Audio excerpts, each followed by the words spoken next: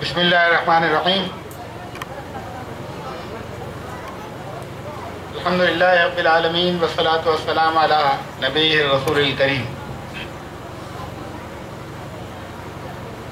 अजीज भाइयों, बहनों, बच्चों और यहाँ नूरपुर के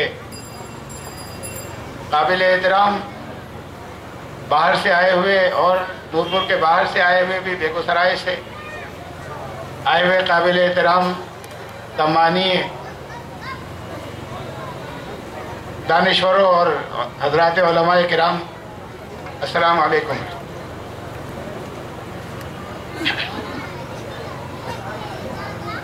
इस वक्त का जो विषय है, उन्वान है, मैं ज़्यादातर बात हिंदी में करूँगा, इसलिए कि मुझे बताया गया है कि यहाँ पर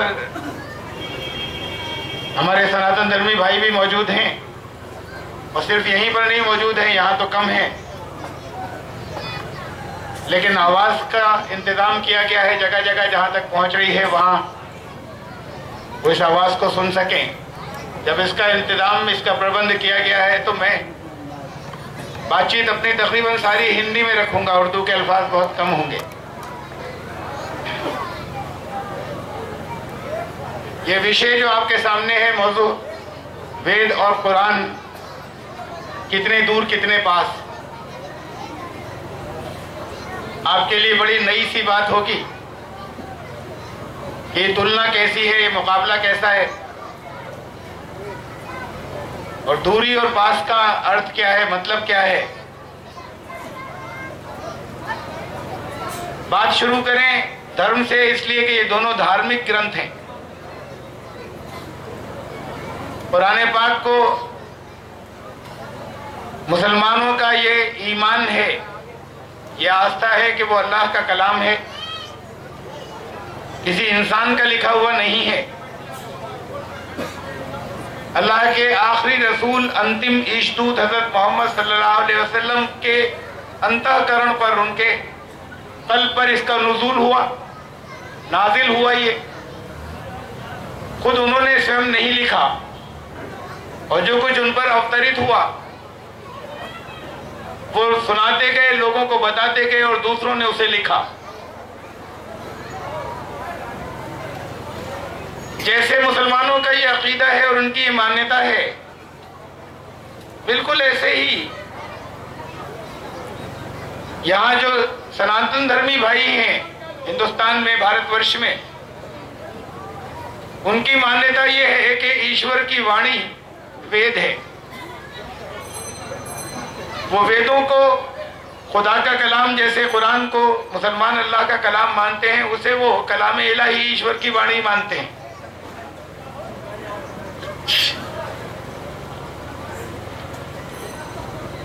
ये अल्लाह का कलाम, जब अभी इसकी तो हम बात करेंगे कि ये उनकी मान्यता है और ये मुसलमानों का ईमान है एक तरफ।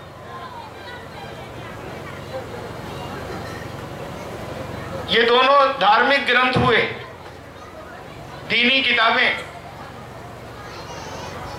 तो पहले मैं बात करना चाहूंगा धर्म की।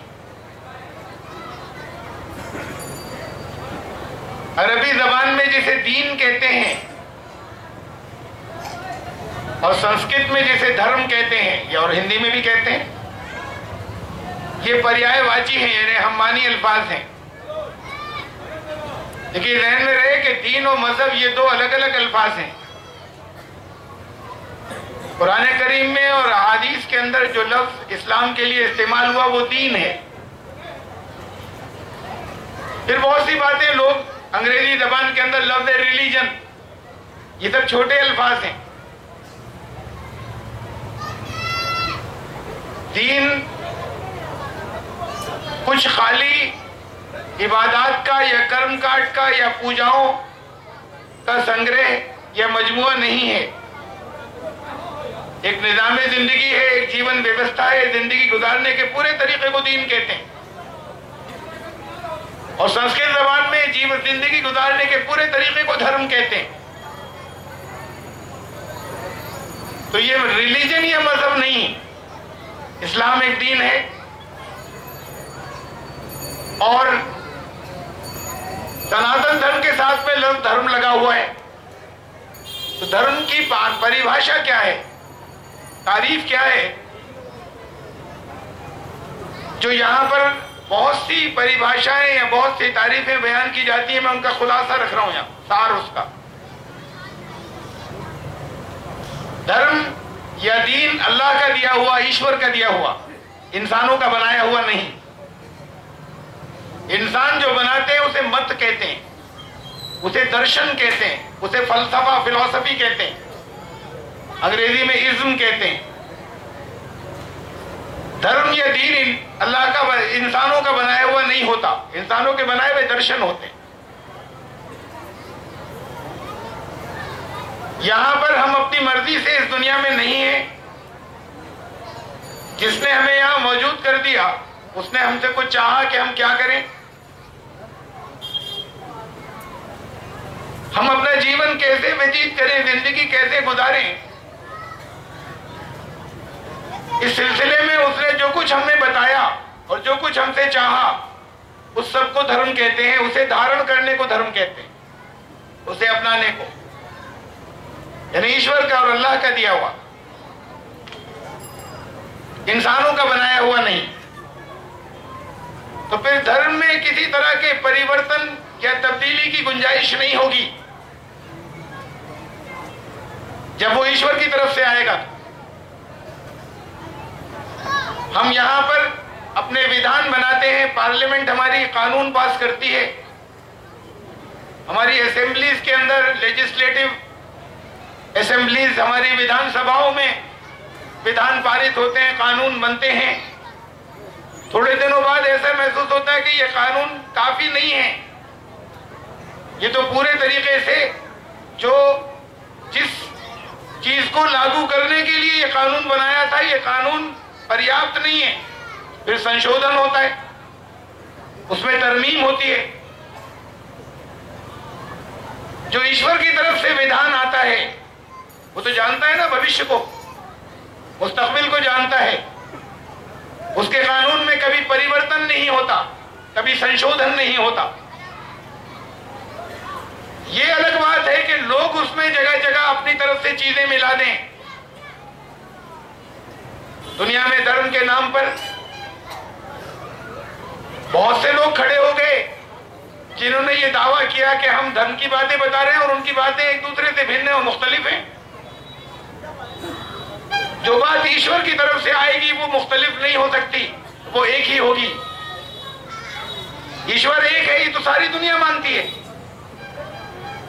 ये मुसलमान भी कहते हैं और यही बात सनातन धर्मी भी मानते हैं कि वो एक है। वो अगर एक है तो उसकी इच्छा और उसकी मर्जी अलग अलग कैसे होगी दुनिया के इंसानों के लिए, वो भी एक ही होगी। तो धर्म भी एक ही रहेगा, धर्म बहुत से नहीं हो सकते। अभी बात हो रही थी ना, दीन इस्लाम, सनातन धर्म, ये तो दो नाम आ गए। धर्म दो नहीं हो सकते। अगर दीन और धर्म एक ही चीज का नाम है तो अल्लाह की तरफ से, एक ईश्वर की तरफ से आए हुए, क्या हिंदुओं को जितने यहाँ पर सनातन धर्मी है उनको पैदा करने वाला कोई और है, मुसलमानों को पैदा करने वाला कोई और है क्या? इसका जवाब तो कोई भी ये नहीं देगा कि नहीं, अलग अलग है, वो एक ही है। तो उसने जो कुछ चाहा उसे धारण करने को, उसे अपनाने को अगर धर्म कहते हैं या दीन कहते हैं, तो वो दीन कभी बदलेगा नहीं, हमेशा एक रहेगा, वो धर्म एक रहेगा। 1400 साल पहले हजरत मोहम्मद सल्लल्लाहु अलैहि वसल्लम ने जब इस्लाम लोगों के सामने प्रस्तुत किया, पेश किया, तो उन्होंने ये दावा नहीं किया कि वो किसी दीन के बानी हैं, वो संस्थापक नहीं थे इस्लाम के। ये गैर मुस्लिम भाई तो समझते ही है कि वो संस्थापक थे। बहुत से मुसलमानों को भी गलतफहमी यही है कि वो इस्लाम धर्म के बानी थे। आप कहते हैं ना अंतिम ईशदूत, आखिरी पैगंबर, आखिरी कोई बानी कैसे हो जाएगा? जो अंतिम होगा वो बानी कैसे हो जाएगा? कोई अगर कोई अंतिम है, अगर आखिरी है, तो कोई पहला भी होगा, कुछ बीच में भी होंगे। जमीन पर है, इस धरती पर है मानव, तब से धर्म चला रहा है, तब से दीन चला रहा है। अलग अलग भाषाओं में उसके नाम अलग कहे जा सकते हैं। अगर आप पानी पीने को मांगे तो पानी आपको दिया जाएगा, वहीं दरमियान में कोई बैठा हो वो कहे वाटर, उसे कोई और चीज दी जाएगी क्या? अलग अलग अल्फाज हैं। फारसी में आप कहते हैं, अंग्रेजी में वाटर कहते हैं, उर्दू हिंदी में पानी नीर कहते हैं, संस्कृत में आप कहते हैं। दुनिया की अलग अलग जबानों में अलग अलग शब्द हैं, कोई अलग चीज नहीं दी जाएगी, वो चीज तो एक ही होगी। शब्द बदल रहे हैं, खाली भाषाएं बदल रही हैं। ऐसे ही भाषाओं से नाम बदलते हैं, उससे कभी कभी लोग समझने लगते हैं कि चीजें मुख्तलिफ और भिन्न हैं।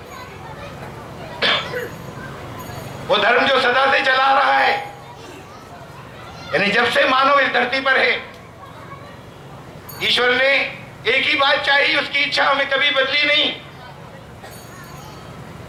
तो वो धर्म भी कभी नहीं बदलेगा। ये अलग बात है कि अलग अलग भाषाओं में उसे अलग अलग नाम से जाना जाए। अलग अलग नामों से जानने के बाद होना ये चाहिए कि धर्म जो कुछ बता रहा है वो एक ही हो, उसमें अंतर ना हो, उसमें फर्क ना हो। लेकिन दुर्भाग्य बदकिस्मती ये है कि यहाँ धर्म के नाम पे जो चीजें सामने आ रही है उसमें अंतर है, उसमें बड़ा फर्क है। एक ही ईश्वर के पास से अलग अलग समय में लोगों के लिए विधान तो अलग अलग नहीं आएंगे। वो माजी का, वो भूतकाल और वो वर्तमान काल और भविष्य की सारी चीजें जानता है, तो उसे इसकी जरूरत आवश्यकता नहीं है कि वो संशोधन करे, कि पहले कुछ और मान्यताएं और अकीदे दे दे, बाद को कुछ और मान्यताएं अकीदे दे दे। ये धर्म सदा से सीधा चला रहा, ये लिटरल मीनिंग है, ये शाब्दिक अर्थ है लफ्ज सनातन के। सनातन का लफ्जी माने हैं सदा से सीधा चला रहा धर्म। अरबी जबान के अंदर हम जिसे इस्लाम कहते हैं, दीन इस्लाम,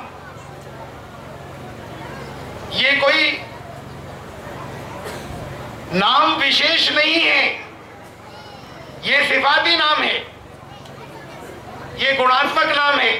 संपूर्ण आत्मसमर्पण का धर्म, मुकम्मल सरे तस्लीम खम कर देना, अपनी इच्छा नहीं, अपनी सारी इच्छाएं अपने मालिक की मान लेना, उसके प्रति समर्पित हो जाने को इस्लाम कहते हैं। जिन्होंने समर्पण किया वो मुस्लिम हुए, अपनी इच्छाओं पर चल रहे, समर्पण किया नहीं, तो वो अपने आप को मुस्लिम कह लें। ईश्वर की सूची में तो ये तो वो तय करेगा कि समर्पण इन्होंने किया था या नहीं किया था। सरकारी रिकॉर्ड में जितने मुसलमान कहलाते हैं वो, उसके रिकॉर्ड, उसकी फेहरिस्त में भी मुस्लिम निकलेंगे तब जब वो ये तय करेगा कि हाँ इन्होंने सरे तस्लीम हम किया था। तो ये इस्लाम एक एडजेक्टिव है, एक सिफत है, एक गुणात्मक नाम है। इसके और बहुत से नाम हैं। कुरान करीम के अंदर एक नाम इसका, छोटी सी आयत है कुरान की, वज़ालिका दीनुल क़य्यिम। ये इस्लाम, कुरान ने कहा कि दीन क़य्यिम है, ये एक और नाम है इस्लाम का, दीन क़य्यिम। देखिए, दीन तो धर्म को कहते हैं, अभी बात आ चुकी। ये क़य्यिम लफ्ज क्या है? क़य्यिम का अर्थ है वो जिसका क्रम सिलसिला कभी टूटे नहीं। इसीलिए अल्लाह का एक सिफाती नाम क़य्यूम है, जो हमेशा से कायम है। क़य्यिम वो जिसका क्रम सिलसिला कभी नहीं टूटे। दीन क़य्यिम वो दीन जिसका सिलसिला कभी टूटा नहीं। ये पर्यायवाची है सनातन धर्म का, वो धर्म जो सदा से सीधा चला रहा है। ये बिल्कुल लफ्जी माने हैं एक दूसरे के, कोई खींचातानी नहीं है इसमें। कुरान ने तो नाम भी नहीं बदला, सिर्फ जबान बदली, अरबी कहा कि ये दीन का नाम नहीं बदला, कहा कि ये इस्लाम सनातन धर्म है। मैं लफ्जी तर्जुमा कर रहा हूं, उसे आप दीन क़य्यिम कहिए। सिर्फ भाषा का अंतर हुआ, इसे अगर हिंदी या संस्कृत में कहेंगे तो कहेंगे कि ये, अगर तर्जुमा करेंगे उसका संस्कृत में तो वहां लिखना पड़ेगा कि ये इस्लाम सनातन धर्म है। नाम भी नहीं बदला इस कुरान ने, सिर्फ जबान बदली थी। ये धर्म का नाम ही एक, दो धर्म कैसे हो गए? नाम भी एक ही है, नाम भी नहीं बदला है। इस्लाम का धर्म ग्रंथ, मूल धर्म ग्रंथ कुरान। सनातन धर्मी कहते हैं हमारा मूल धर्म ग्रंथ वेद। ऋषियों मुनियों की लिखी हुई बहुत सी किताबें हैं, रामायण महाभारत। रामायण वाल्मीकि जी ने लिखी थी, रामायण को कहा जाता है वेद व्यास जी ने लिखा था। तो कोई लेखक हो गया ना, यानी इंसानों के लिखे हुए चाहे जितने महान हो वो। वेद के बारे में उनकी मान्यता है कि इंसानों का लिखा हुआ नहीं है, अपौरुषेय है, इंसानों का लिखा हुआ नहीं है। अगर वो अल्लाह का कलाम है, मैं अभी अगर के साथ कह रहा हूं, तो फिर वो खाली ब्राह्मण की बपोती नहीं होगी, वो तो सारी दुनिया के लिए है। और अगर कुरान अल्लाह का कलाम है, ये भी मैं अगर के साथ कह रहा हूं, लेकिन यहां पर वो लोग भी मौजूद हैं जो अल्लाह का कलाम उसे शायद ना मानते हो, और वो है बहुत बड़ी तादाद जो कहती है। तो मैं कह रहा अगर कुरान अल्लाह का कलाम है तो मुसलमानों की जागीर नहीं, वो भी तमाम इस दुनिया के इंसानों के लिए है। तो ये कैसी संकीर्णताएं हैं कि ये अलग अलग जगहों पर बांट दिया। अभी धर्म का मैंने आपको बताया नाम नहीं बदला, कम से कम कुरान ने तो नहीं बदला, जबान दूसरी दी थी। ऐसे ही जैसे वाटर को पानी कहा जाए। इस्लाम धर्म का या दीन इस्लाम का खुलासा, सार कुरान करीम का, जो कुरान को माने वही मुस्लिम होगा, जो कुरान को न माने वो मुस्लिम नहीं है। अब पूरा कुरान करीम तो लोगों ने पढ़ा नहीं है, बड़ी तादाद ने पढ़ा, तो अगर जिन्होंने पढ़ा उन्होंने अरबी भाषा में पढ़ा, वो उसका अर्थ नहीं जानते। उसको मानने का, पढ़ने का मतलब थोड़ी इस्लाम। कुरान को माने यानी कुरान ने जो पैगाम, जो संदेश दिया उसे माने तो मुस्लिम हुए। अब संदेश मालूम नहीं बड़ी संख्या को, तो एक खुलासा है, एक सार है कि इसे मान लो। बाकी कुरान पूरा इसका विस्तार या इसकी तफसील है। उस सार को कहते हैं कलिमा, ला इलाहा इल्लल्लाह मुहम्मदुर रसूलुल्लाह। एक अल्लाह के सिवा कोई दूसरा हमारा मालिक नहीं है, हमारी बिगड़ी बनाने वाला नहीं है, जिसके आगे हम सर झुकाएं वो नहीं है, हाकिम नहीं है, कानून बनाने के इख्तियार वाला नहीं है। एक अल्लाह के सिवा कोई दूसरा ऐसा नहीं है। और मोहम्मद रसूलुल्लाह का मतलब है अल्लाह ने अपना संदेश उनके माध्यम से भेजा था। उन्होंने ये बताया था, वो खुद उन्होंने नहीं कहा कि मेरी पूजा करना, उन्होंने ये बताया था ला इलाहा इल्लल्लाह। ये बताने के लिए आए थे कि एक ईश्वर जो है सिर्फ वही उपासनीय है। ये तो कलमे का अर्थ है। और ये कलमा क्या है? खुलासा, सार कुरान करीम का। बाकी कुरान उसका विस्तार और तफसील है।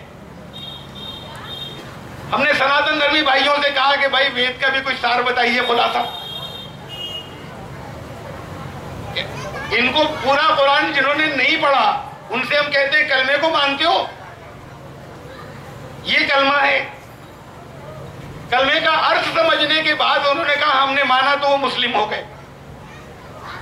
आप सनातन धर्मी कैसे हुए? क्या आपने वेदों का अध्ययन किया? जैसे सबने कुरान का नहीं किया, ऐसे आपने वेदों का भी नहीं किया। कोई खुलासा सार बताइए कि इसे मान लें, वरना हुए कैसे सनातन धर्मी? हिंदू तो किसी धर्म का नाम नहीं है। इस पर मैं बात को बात करूंगा। ये धर्म का नाम ही नहीं था, अब कहने लग गए। जो सैकड़ों नहीं हजारों की संख्या में है जो जिन्हें धार्मिक पुस्तकें कहा जाता है, पवित्र ग्रंथ हिंदुओं के, उनमें से एक में भी शब्द हिंदू नहीं आया। तो हिंदू तो धर्म का नाम ही नहीं, धर्म का नाम है सनातन धर्म। तो अगर वेद के बारे में नहीं जानते और उसकी शिक्षा नहीं जानते और वेद के अंदर जो शब्द हैं वो तो कुरान शरीफ से भी ज्यादा हैं, ज्यादा मोटा है, तो फिर आप कैसे हो गए सनातन धर्मी? तो हमने उनसे कहा कुछ सार खुलासा बताइए कि इसे मान लिया, इसी की तफसील बाकी वेद है, तो आस्था तो हो जाए पूरी, या खाली एक लफ्ज बोल रहे हैं कि हम वेद को मानते हैं। तो हमारे मित्रों ने कहा कि इसका कोई सार नहीं होता, खुलासा नहीं होता इसका। हमने उन्हें याद दिलाया, होता है आपके जहन से निकल गया। आपने नाम सुना है कभी ब्रह्मसूत्र का? तो फिर सर हिलाते हैं कि हाँ ब्रह्मसूत्र होता है। ब्रह्म का क्या मतलब है? देखिए, ब्रह्मा तो यहां एक देवता को कहा जाता है, अभी हम उसकी बात नहीं कर रहे देवता का अर्थ क्या है, लेकिन ब्रह्म लफ्ज जो है वो एक निराकार, एक गैर मुजस्सम खुदा के लिए इस्तेमाल होता है। ब्रह्म सूत्र, ब्रह्म वो जो एक निराकार परमेश्वर, और सूत्र कहते हैं पॉइंट या बात को, कलमा कहते हैं पॉइंट या बात को। सूत्र को अरबी में कहेंगे कलमा, कलेमा। ब्रह्म सूत्र, कलमे खुदा, ये भी नाम नहीं बदला, सिर्फ भाषा बदली हुई है। कुरान शरीफ के खुलासे का टाइटल या नाम या उन्वान, वेद के सार और खुलासे का टाइटल, नाम और उन्वान और शीर्षक ये एक ही है, भाषा बदली हुई है। कलमे खुदाई का तर्जुमा है ब्रह्मसूत्र। ब्रह्मसूत्र पर वो कहते हैं कि हाँ होता है ब्रह्मसूत्र। अब ये याद नहीं ब्रह्मसूत्र क्या है, वो भी हमने याद दिलाया कि एकम ब्रह्म द्वितीय नास्ति ने ना नास्ति किंचन।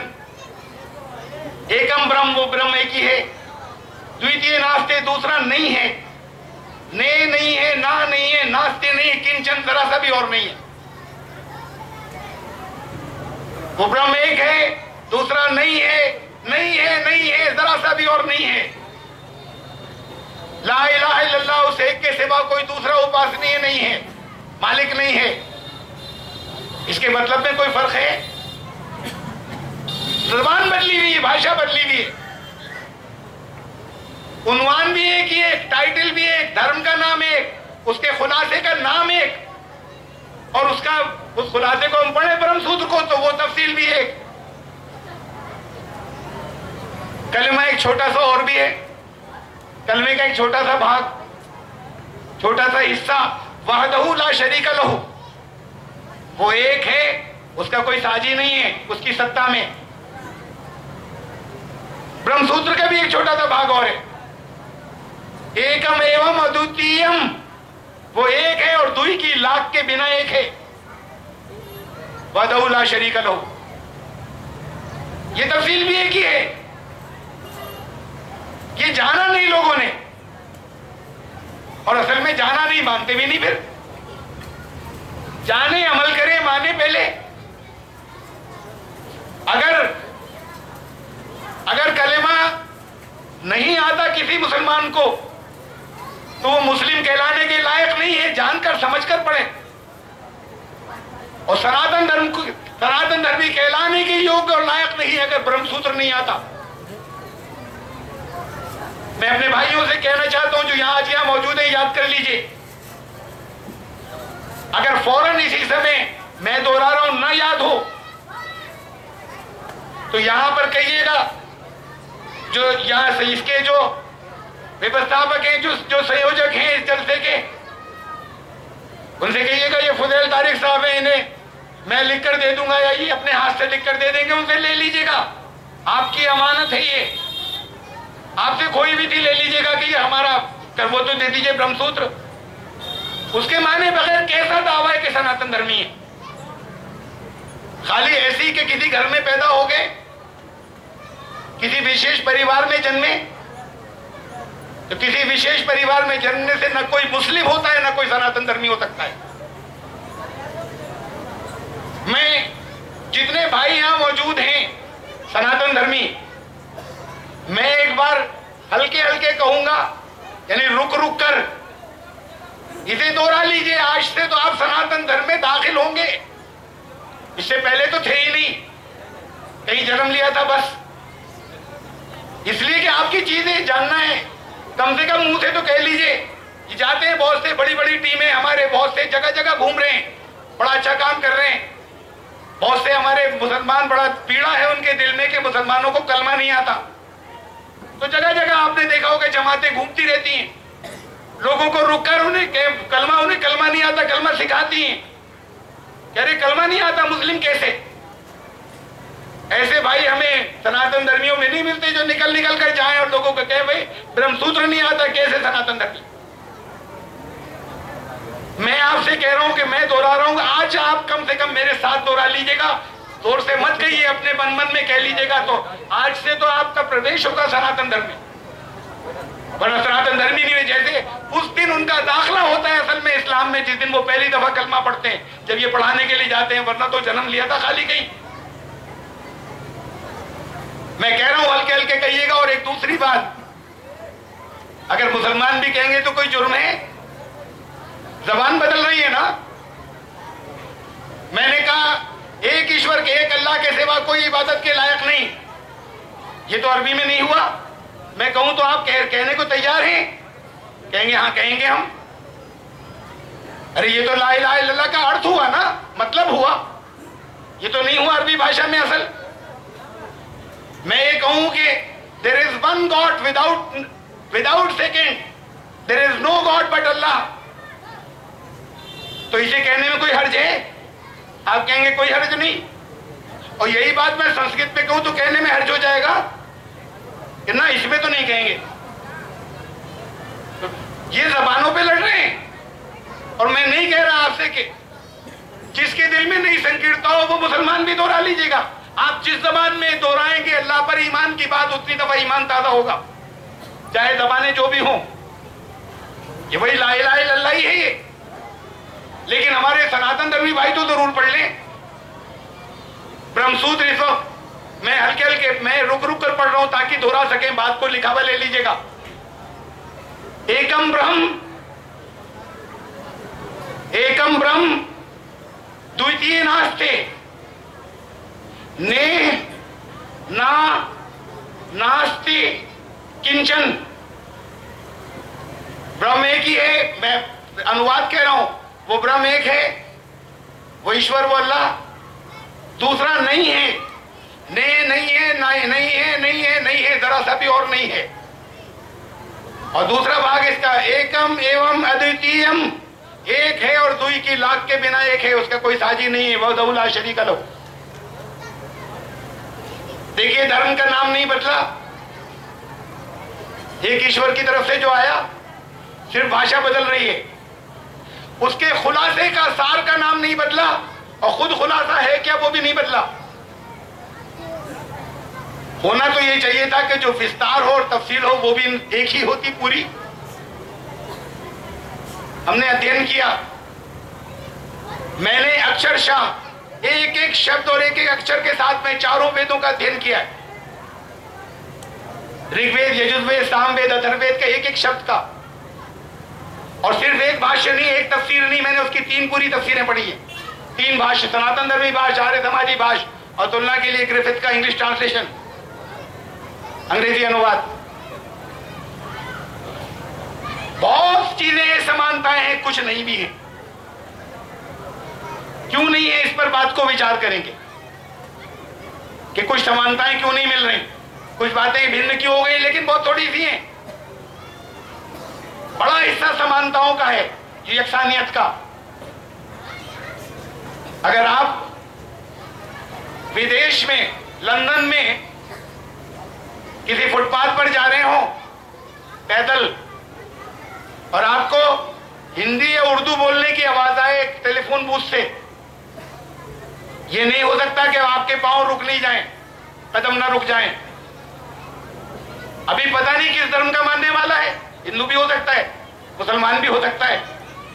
अभी ये भी नहीं मालूम किस देश का रहने वाला है, भारत का भी हो सकता है, बांग्लादेश का भी हो सकता है, पाकिस्तान का भी हो सकता है, श्रीलंका में भी बोली कुछ लोग बोलते हैं, समझते हैं, और नेपाल में भी बोलते हैं। इतने देशों का हो सकता है, वो मालूम नहीं किसका, ये भी मालूम नहीं, लेकिन कदम रुक गए। अपनेपन का एहसास होता है, हमारा अपना है कोई।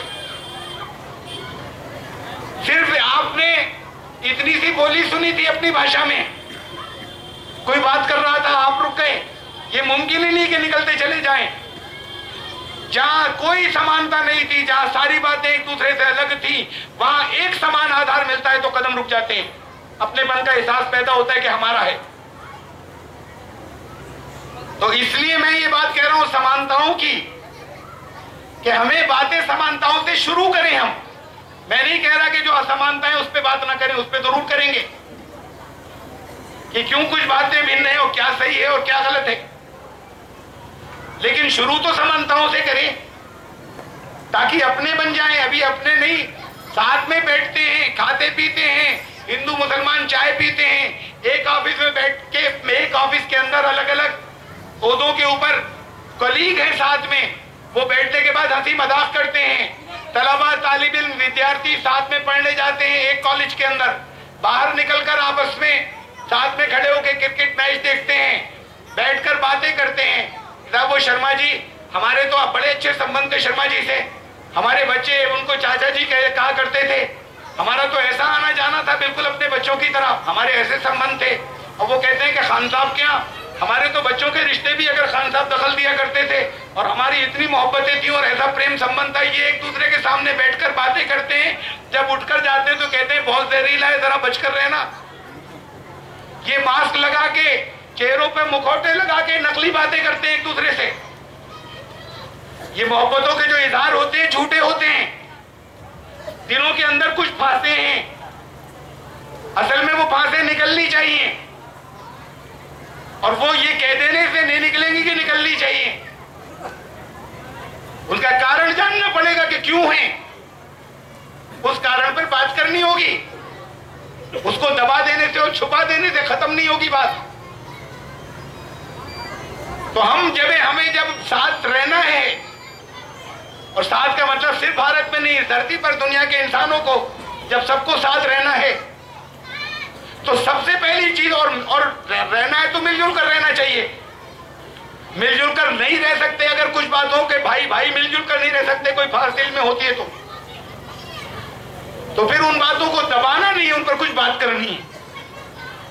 जहां पर विभिन्नता है, जहां पर भिन्नता है, जहां इख्तिलाफ है, उस पर कुछ अच्छे माहौल में बैठकर बात भी करनी है। लेकिन अच्छा यह है कि वो बात को करें, पहले समानताओं की बात करें हम, कि ये हमारे बीच में आपस में समानताएं कितनी मुख्तलिफ नहीं है, कितना मुख्तलिफ समझ रहे थे, आपको हैरतें हो जाएंगी, कह रहे ये तो सब एक है। तो जब उसके साथ में आपस में एक मुश्तरक बुनियादों से शुरू करेंगे, समान आधारों से शुरू करेंगे, तो जो बंधुत्व की भावना आएगी, जो भाईचारे की और मित्रता की के जज्बात होंगे, उसके बाद फिर उन चीजों पे भी बात करेंगे जो मुख्तलिफ है, कि क्यों है मुख्तलिफ। लेकिन अभी तो उसे जानिए कि मुश्तरक क्या है। मैं चंद बातें, पर यहाँ पर तो इतना समय नहीं कि मैं कुछ ज्यादा बता सकूं, मैं बहुत कम बता सकूंगा, और जानने की बहुत चीजें हैं, इसलिए कि मैंने तो एक एक लफ्ज पढ़ा है, वेदों का भी और अल्लाह का शुक्र है कुरान शरीफ का भी। तो कितनी समानताएं, तो बहुत बड़ा हिस्सा है, और एक दूसरे से अलग समझ रहे हैं अपने आप को। अलग समझने का एक कारण और दूसरा भी है, वो ये कि मुसलमानों की कुरान का नाम तो लेते हैं, लेकिन उनकी जिंदगी में कुरान नहीं है। जो गैर मुस्लिम देखते हैं वो समझते हैं कि यही है जो उनके पैगंबर ने बताया था, जो ये कर रहे हैं, और यही है जो इनको कुरान ने बताया था। ये सिर्फ मुसलमानों की बात नहीं है। अरबी में कुरान पढ़ते हैं, हर घर में कुरान होता है, मतलब नहीं जानते। जब नहीं जानते तो फिर अलग अलग बहुत से गिरोह हो गए, जिन्होंने जो बताया उधर बहुत से चल रहे हैं। यही बात वहां पर भी है, सनातन धर्मियों के साथ में अलग अलग गुरुओं ने अलग अलग बातें बता दी, सबने भिन्न बता दी। हर एक वेद के नाम पर बताता है कि हम ईश्वर की बात बता रहे हैं, वेद की वाणी बता रहे हैं। वेद की वाणी है तो भिन्न कैसे है हर एक के मुंह से? अगर हर एक ही बात, अगर वेद से हर एक बता रहा है तो दावा होता है ये। लेकिन मुसलमानों के घर कुरान होता है, मतलब नहीं जानते तो होना नहीं होना बराबर है, लेकिन होता है हर घर में। सनातन धर्मियों के वेद होते भी नहीं। करोड़ों भाई जो सनातन धर्मी अपने आप को कहते हैं, दुनिया में आते हैं चले जाते हैं, वेद की जिंदगी में एक मर्तबा दर्शन नहीं किए होते, शक्ल नहीं देखी होती। बहुत सोने तो अक्सरियत ने शक्ल नहीं देखी होती, दुनिया से चले जाते हैं। कैसे सनातन धर्मी? जब अगर दर्शन भी नहीं दिखे, शक्ल भी नहीं देखी खुदा के कलाम की, उनकी जिंदगी में जो कुछ नजर आता है मुसलमान उसे समझेंगे सनातन धर्म। वो सनातन धर्म नहीं है। जैसे मुसलमानों की अक्सरियत के जीवन में जो नजर आता है वो इस्लाम नहीं है, ऐसे ही वो सनातन धर्म नहीं है। तो ये दूरियां इस वजह से अभी ज्ञान के आधार पर चीजें जानिए तो पहले, उस जानने से बात फिर आगे चलेगी। मैंने अभी आपको खाली उन्वान बताए थे, टाइटल बताए थे खाली। वेद ने कहा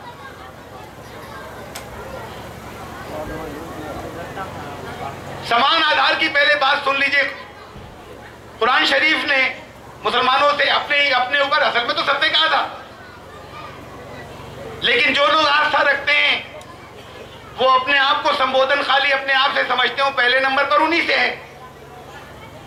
तो कुरान ने कहा उनसे, कुल या अहलल किताब तालो इला कलिमतिन सवाइम बैनना व बैनकुम अल्ला नअबुद इल्लल्लाह वला नुश्रिका बिही शैआ वला यत्तखिज़ अरबाबन मिन दूनिल्लाहि अरबाबा वला नत्तखिज़ अरबाबन मिन दूनिल्लाहि अरबाबा।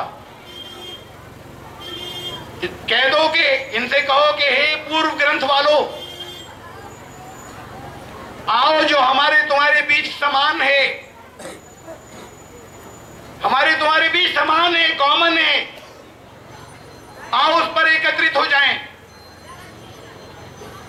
उसकी तरफ आ जाओ जो हमारे पास भी है और तुम्हारे पास भी है, आओ एकत्रित हो जाएं। कुरान ने आगे बताया वो क्या है, मैं बात को बताऊंगा, लेकिन ये सुन लीजिए पहले। 4 वेदों में से सबसे ज्यादा जिसका नाम आता है ऋग्वेद, उसका अंत जहां होता है आखिर, बिल्कुल आखिरी सूक्त उसका, जैसे यहां कुरान में रुकू कहलाते हैं, ऐसे यहां सूक्त कहलाते हैं। अंतिम सूक्त बड़ा छोटा सा है, 5 मंत्रों का, उसमें से एक मंत्र सुने और सभी ऐसे ही हैं, उस पूरे को संगठन सूक्त कहते हैं कि एक होने की बात कही गई है, उसका नाम रखा गया है उस रुकू या सूक्त का। समानो मंत्र समिति समानी समानम मनः सह चित्त में शाम। सबसे कहो कि समानो मंत्र, हम लोग समान मंत्र पर एकत्रित हो। समान मंत्र जानते हैं अरबी में क्या तर्जुमा हो इसका? कलमे सवा, समान सवा अरबी में, मंत्र कलमा, कलमे सवा। कुरान ने कहा कि आओ हे पूर्व ग्रंथ वालों, कलमे सवा पर इकट्ठे हो जाएं। कलमे सवा वो जो समान है हमारे तुम्हारे बीच में। समानो मंत्र, हमारे मंत्र, हम कलमे सवा पर एकत्रित हो, हमारे बुद्धि समान हो, हमारे चित्त समान हो, हमारे मन समान हो, ऐसे एकत्रित हो जाएं। तो ऋग्वेद तो खत्म इस पर हो रहा है, और इसी बात को कुरान ने कहा कि आओ समान मंत्र पर, कलमे सवा पर हम तुम इकट्ठे हो जाए। कुरान ने उसकी तफसील भी बताई, वो क्या है वो समान मंत्र जो कहा कुरान ने कि सवाइम बैनना व बैनकुम, हमारे और तुम्हारे दोनों के दरमियान कॉमन है, समान है। और ऋग्वेद में, वेद में बीच में तो भरा हुआ है, वहां पे इसलिए नहीं बताया, भरी पड़ी तफसील उसकी, वहां इसलिए बताया नहीं। कुरान ने इस जगह बताया कि वो क्या है हमारे तुम्हारे बीच में जो समान है।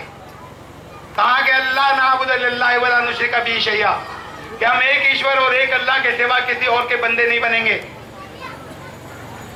और उसकी बंदगी में किसी और को साजी भी नहीं बनाएंगे। खालिस होगी, शुद्ध होगी उसकी बंदगी, वे विचार से पाक होगी बिल्कुल। अब ये विचार नहीं भक्ति, इसे भक्ति का वे विचार कहा था, इसे भक्ति का वे विचार सनातन धर्म ने कहा था। अगर उस एक के साथ में भक्ति दूसरों की भी शामिल हो जाए तो वे विचार जानते ना आप लोग, बदकारी, इबादत की, भक्ति की, बंदगी की बदकारी। एक पत्नी अपने पति की बहुत सेवा करती है, उसके जितने हुकूक है वो सारे अदा करती है। बच्चों को अच्छे तरीके से रखना, कपड़े पहनाना, सही समय पे स्कूल भेजना, पति के कपड़ों पे प्रेस करना, उन्हें ऑफिस भेजना, नाश्ता खाना, और उसके अलावा जो पति पत्नी की जिम्मेदारियां हैं वो भी सब अदा करती है और बहुत प्रेम भी करती है। कुछ समय बच जाता है उसके पास, वो पति से कहे ये समय आपसे तो सारी जिम्मेदारियां अदा करती हूँ ना, ये समय जो मेरे पास थोड़ा सा बचा है, इसमें मैं अगर किसी पड़ोसी को भी बुला लिया करूं मैं अपने पास, तो आपको कोई इतराज तो नहीं है? आपके हुकूक में तो कोई कमी नहीं आ रही। इसे बदकारी कहती है दुनिया, व्यभिचार। इसकी इजाजत नहीं हो सकती। पतित्व में साझी नहीं बनेगा कोई पति। कोई और कमियां होंगी तो उन कमी को पति को छोड़ देना चाहिए, माफ कर देना चाहिए। जुल्म नहीं करना चाहिए, अत्याचार। इंसान है, गलतियां होती हैं, लेकिन अगर इसे भी छोड़ दे क्या ठीक है करती रहो, तो फिर पति होने के लायक नहीं है। ऐसे ही वो एक ईश्वर, वो अव्यभिचारिणी भक्ति मांगता है। मैं गीता के शब्द बोल रहा हूं, ये अपनी तरफ से नहीं बगाड़ रहा कुछ। वो शुद्ध अव्यभिचारिणी भक्ति मांगता है कि भक्ति में किसी और की शिरकत नहीं होगी। बंदगी में ये भक्ति का व्यभिचार, बदकारी हो जाएगी। और कोई गलतियां होंगी क्षमा कर देगा, माफी मांगिए, माफ कर देगा। लेकिन दिया उसने, पैदा उसने किया, जिंदगी बीच की वो चलाता है, मौत उसके हाथ में है, सब कुछ उसने बनाया, कायनात उसने बनाई, ब्रह्मांड उसने बनाया। हम माथा दूसरों को टेकाएं। हम किसी, ये ऐसे ही है कि कोई बच्चा अपने बाप के सामने, पिता के सामने, पिता दूसरों को बना ले कि मैं तो इनसे पैदा हुआ हूं, वो इसे माफ नहीं करेगा। इसे कहा है भक्ति में व्यभिचार, अव्यभिचारिणी भक्ति मांगी है। वेद इसके बारे में बड़ी तफसील से बात करते हैं। मैं कुछ वेद मंत्र सुनाता हूं आपको। न तस्य, ये यजुर्वेद का मंत्र है, बहुत छोटा सा। न तस्य प्रतिमा अस्ति यस्य नाम महत्यशः। वो ईश्वर, उसकी कोई प्रतिमा नहीं है, न कोई मूर्ति है, न कोई तस्वीर और चित्र है, न कोई साया है। न तस्य प्रतिमा अस्ति, नहीं है। यस्य नाम महत्यशः, जिसका सिर्फ जिक्र, याद, वही सबसे महान यश है। सबसे बड़ी नेकी तो वही है कि उस निराकार को याद करो, दिल में उतार लो। उसके लिए किसी प्रतिमा, कोई मूर्ति बनाने की आवश्यकता नहीं है। मैंने वेद मंत्र सुनाया है आपको, वेद मुसलमानों को भी, खाली सनातन धर्मी भाइयों को नहीं, कि कितनी साफ सुथरी तालीमात है ये। आपके बारे आपको मालूम होना चाहिए कि कितने दूर अगर खुदा का कलाम कहलाता है तो। खाली इतना ही नहीं, हमारे सनातन धर्मी भाई बहुत से कहते हैं कि नहीं, हम इनकी जो प्रतिमाएं हैं, मूर्तियां हैं, हम इन्हें नहीं पूजते, हम तो इन्हें खाली साधन और माध्यम बनाते हैं, हम उसी को पूजते हैं, उसी निराकार को। ये तो खाली साधन और साधन मात्र है, ये खाली जरिया है दरमियान में ध्यान केंद्र करने का, तवज्जो मरकूज करने का। हमारे बहुत से जो उसमें पढ़े लिखे हैं वो ये कहते हैं। ये तो आपने कहा और सोचा, लेकिन जिसकी इबादत कर रहे हैं, जिसकी भक्ति कर रहे हैं, अगर उसने कहा हो कि ऐसे मत करना, तब तो मत कीजिएगा, वरना कबूल ही नहीं करेगा। भक्ति उसकी कर रहे हैं, आपने सोचा कि साधन हम किसी और चीज को बनाएं।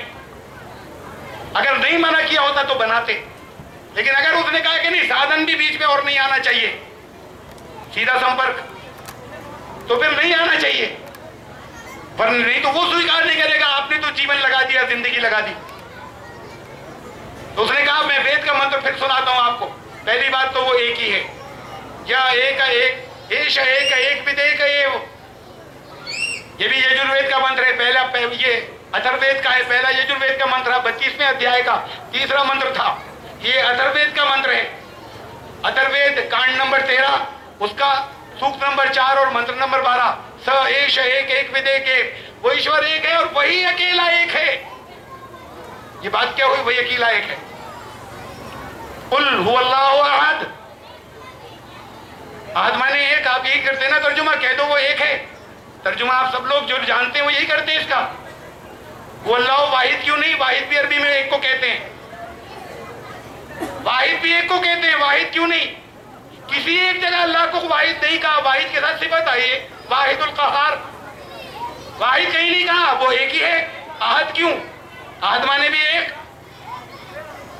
वाहिद, मैंने एक वाहिद गिलास लिया, ये वाहिद गिलास है, लेकिन इस जैसा एक गिलास और रखा हुआ है यहाँ पर, हाथ में वाहिद ही है मेरे एक, इस एक जैसा एक वो रखा हुआ है नीचे यहाँ। आहद ऐसा एक होता है जिस जैसा कोई नहीं होता। साइश एक, एक विदेक एक, वो एक है और बस वही अकेला एक है, ऐसा एक है वो। कुल हु अल्लाहु अहद, वाहिद नहीं अहद है, ये वेद ने कहा। फिर वेद ने कहा कि दुआ करो उससे, प्रार्थना करो, तस्से ते भक्तिवान से श्याम, हे ईश्वर हम सिर्फ तेरे बंदे हो, तेरे भक्तों, तस्से ते भक्तिवान से श्याम, सिर्फ तेरे ही भक्त हो बस। अच्छा उसके ही भक्त हो गए, खाली उसके नहीं। या एक का इतना मुष्टु ही, एक तो है लेकिन जो एक है सिर्फ उसी की हमद और स्तुति होगी, दूसरों की नहीं। या जो एक है सिर्फ उसी की होगी। और मैं वेदमंत्र तो सुना रहा हूं आप, ये अलग अलग जगहों से, इतने ही नहीं कि उसी की, कोई रास्ता छोड़ा नहीं है, गुंजाइश नहीं छोड़ी, कहा दूसरों की नहीं होगी। मां चिदन यद विशंसत, किसी दूसरे की नहीं होगी। जो एक है, एक है, ऐसा एक है कि बस वही एक है, सिर्फ उस जैसा दूसरा नहीं है। उसकी स्तुति करना, सिर्फ उसकी करना, किसी और की मत करना, कोई गुंजाइश कहीं नहीं छोड़ी। अभी माध्यम की बात करेंगे तो वेद ने फिर माध्यम को भी मना किया। माध्यम किन चीजों के होते हैं? ये हमारी प्रकृति के होते हैं ना, चाहे वो मिट्टी से हो, चाहे पत्थर से हो, चाहे लकड़ी से हो। तो हम कहते हैं हमने माध्यम बनाया। मैं आपत्ति नहीं कर रहा, मेरे भाई सुन ले यहाँ पर, मैं खुदा का पैगाम, ईश्वर का संदेश उस वेद का सुना रहा हूं जो अभी चाहे यहाँ पर बैठे हुए मुसलमान दूसरे ना मानते हो, जिसे मैं ईश्वर की वाणी मानता हूं, खुदा का कलाम, और मैं मानता हूं, मैंने उसका एक एक शब्द पढ़ा है। तो सनातन धर्मी मैं हुआ, ये यहाँ पर जो बैठे हुए बहुत से वो हुए, वो तो जन्म लिया उन्होंने कहीं, सनातन धर्मी तो असली मैं हुआ, इसलिए कि मैं आस्था रखता हूं, मैं मानता हूं इसे। तो ये कहा ऐसा एक है वो, तो इसलिए मैं वो संदेश जो आप तक नहीं पहुंचा वो पहुंचाना चाहता हूं। इसलिए कि ये अगर ये भी वेद ने कहा है कि बड़ी भटक जाओगे, नरकों में जाकर गिरोगे, नहीं माना तो फिर सुन लीजिए उसे। अंधन तमह प्रवेशंति, अंधकार और तमस में जाकर गिरते हैं। और तमा और तमस श्रीमद् भागवत महापुराण के अंदर जहन्नम के तबकात का एक नरक का नाम है। तमस अंधेरे को भी कहते हैं, और तमा जो है वो तमस, ये एक नरक का नाम भी है। अंधन तमह प्रवेशंति, बहुत ही अंधेरी और तारीख जहन्नम में जाकर प्रवेश करते हैं और गिरते हैं। ये माने जो असंभूति उपासते, जो उन चीजों की उपासना करते हैं जो प्रकृति के अंदर है, मिट्टी, पानी, आग, हवा, इन चीजों की अगर कर लेते हैं तो अंधकार के अंदर जाकर गिरते हैं और बड़ी अंधेरी जहन्नम या नरक में गिरेंगे। और आगे जाके कहा ततो ते या आवि संभूत याम रता, और जो प्रकृति से बनी हुई चीजों की करते हैं वो उससे भी ज्यादा अंधेरी नरक में गिरते हैं। यानी मिट्टी, पानी, आग, हवा नहीं, जो मिट्टी से बनी हुई चीजों की करेंगे, जो लकड़ी से बनी हुई चीजों की करेंगे, ये तो प्रकृति थी, जो इनसे बनी हुई चीजों की करेंगे उससे भी तो मना कर दिया। जब मना कर दिया तो मत कीजिए। किसी का किसी पर जोर नहीं है, जिसका दिल चाहे वो अपनी मर्जी के काम करेगा, लेकिन बताना तो हमारी जिम्मेदारी है जिसे मालूम है। अगर एक घर कहीं पर जल रहा हो, आप करीब से जा रहे हैं, ये नहीं हो सकता, मानव नहीं है, इंसान नहीं है, अगर आप रुककर बाल्टी लेकर नहीं दौड़े, निकलते देखते हुए, ऐसा नहीं होगा। आप में से कोई नहीं कर सकता, कोई इंसान नहीं कर सकता, हर एक बाल्टी लेकर दौड़ता है।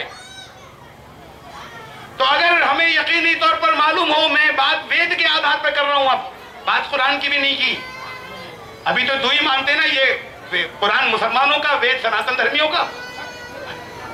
तो चलिए मैं वेद के आधार पे बात कर रहा हूं कि अगर ये वेद कह रहे हैं, ये मैं बताना चाहता हूं कि आग में जल जाएंगे, नरक में जल जाएंगे, अगर इसे नहीं माना, इसे ठीक नहीं किया, जिसकी भक्ति कर रहे हैं वो कह रहे हैं ऐसे मत करना, ऐसे करना, वरना बहुत ही अंधकार में, नरक में जाकर गिरोगे, तारीख जहन्नम में।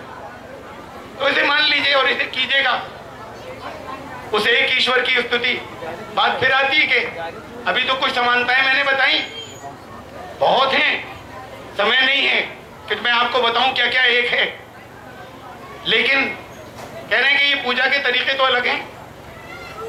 हिंदू पूजा करता है मंदिर में जाने के बाद, मुसलमान मस्जिद में जाके नमाज पढ़ते हैं। मुख्य उपासना मुसलमानों की नमाज।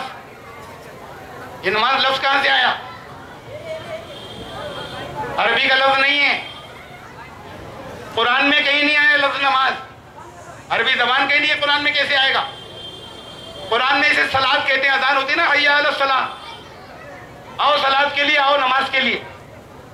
तो कुरान का लफ्ज तो सलात है, ये नमाज किधर से आ गया? आप में से एक भी तो सलात नहीं कहता कि सलात करने जा रहे हैं, हम नमाज अदा करने जा रहे हैं। सब यही कहते हैं। ये कहां से ले आए? हमने इल्म वालों से पूछा ये नमाज कहां से आ गया? अरबी तो सलात है, कुरान का शब्द। उन्होंने कहा फारसी से आया है, पर्शियन से। उसी को नमाज कहते हैं पर्शियन फारसी में। जितनी वो भाषाएं या जबानें हैं, जितनी वो जबानें और भाषाएं हैं जिसमें ईश्वर का संदेश, खुदा का पैगाम इस जमीन पर आया, उनकी कुछ विशेषताएं आपस में एक हैं, कॉमन हैं, कुछ खुसूसियात बहुत सी हैं, वो मैं इस वक्त सारी नहीं कह सकता। उनमें से एक ये है कि जिन जबानों में अल्लाह का कलाम जमीन पर आया, उन जबानों में एक मूल धातु होती है, उन जबानों के अंदर एक मादा होता है जिससे अल्फाज बनते हैं। संस्कृत में, अरबी में उसे मादा कहते हैं, उससे बहुत से शब्द बनते हैं। संस्कृत में उसे मूल धातु कहते हैं, उस मूल धातु से जितने शब्द बनते हैं उनका सबका आपस में संबंध ताल्लुक होता है। फारसी में उसे मस्दर कहते हैं। ये मादा इब्रानी जबान में भी होता है, ये अंग्रेजी में नहीं होता, ये फ्रांसीसी और जापानी भाषाओं में नहीं होता। जिन जबानों में अल्लाह का कलाम इस जमीन पर आया, उनमें सब में कुछ खुदा विशेषताएं हैं, और भी बहुत सी है, मैं उनका जिक्र नहीं कर रहा, इस वक्त इतनी देख कर किया मैंने। उन सब में एक मूल धातु होती है या मादा, उससे शब्द बनते हैं, और वो उस मूल धातु से जितने शब्द बनते हैं वो आपस में एक दूसरे से उनका ताल्लुक होता है। ऐसी फारसी में भी होता है। ये हर लफ्ज का एक मस्दर होता है, मूल धातु। फारसी में नमाज लफ्ज का मादा या मस्दर नहीं मिलता। जब कहा कि नमाज फारसी का लफ्ज है, फारसी में नम के माने गीला, नम के माने हो जो जरा गीला हो गया हो, कपड़े नम हो गए, गीले हो गए। तो फारसी में गीले से नमाज का कोई मतलब नहीं बनता। गौर नहीं किया इसके बाद हमने। दुनिया में सिर्फ एक जबान है जहां इसका मादा मिलता है, लफ्ज नमाज का। नमक कहते हैं संस्कृत में सर झुकाने को, और वेदों में अज का है उसे जो जिसने दूसरों को जन्म दिया, जो अजन्मा, खुद अजन्मा है, दूसरों को उसने जन्म दिया। लम यलिद वलम यूलद, जिसने खुद अजन्मा है, दूसरों को उसने जन्म दिया है। उसका अपना कोई पुत्र नहीं है, उसने दूसरों को तख्लीक किया है। तो ये उसे नम करना, अजा उसे कहा है, संस्कृत में उसे कहते हैं अजा। वेदों की भाषा में नम और अजा इसका मुरक्कब है। संस्कृत में संधि कहते हैं, नमाज बना, अजन्मे को नमन, यहां से फारसी में गया और नमाज हुआ। फारसी में यहां से जाने के बाद ये नमाज हुआ। वो जो अजन्मा है उसके आगे सर झुकाना, उसकी इताअत कबूल करना, ये नमाज है। इतनी बड़ी संख्या में, इतनी बड़ी तादाद में हिंदुस्तान के मुसलमान अपनी जो असल इबादत है उसको कहे चले जा रहे हैं नमाज। ये नहीं जानते संस्कृत जबान से लफ्ज आया है, सलात नहीं कहते वो। अच्छा, एक और बात सुनिए, बड़ी दिलचस्प है। खाली हिंदुस्तान के मुसलमान थोड़ी, पाकिस्तानी भी नमाज कहते हैं इसे, बांग्लादेशी भी नमाज कहते हैं। ये एक ही देश था, विभाजन हो गया, एक ही देश था। खाली यही नहीं, नेपाल वाले भी कहते हैं, श्रीलंका में जो मुसलमान है वो भी नमाज कहते हैं। हम फिर कह लें ये तो एक ही देश था, श्रीलंका भी कभी इसी का भाग था, नेपाल भी इसी का भाग था। आप इंडोनेशिया चले जाइए, वहां के मुसलमान भी नमाज कहते हैं। अफगानिस्तान चले जाइए, वहां के मुसलमान भी नमाज कहते हैं।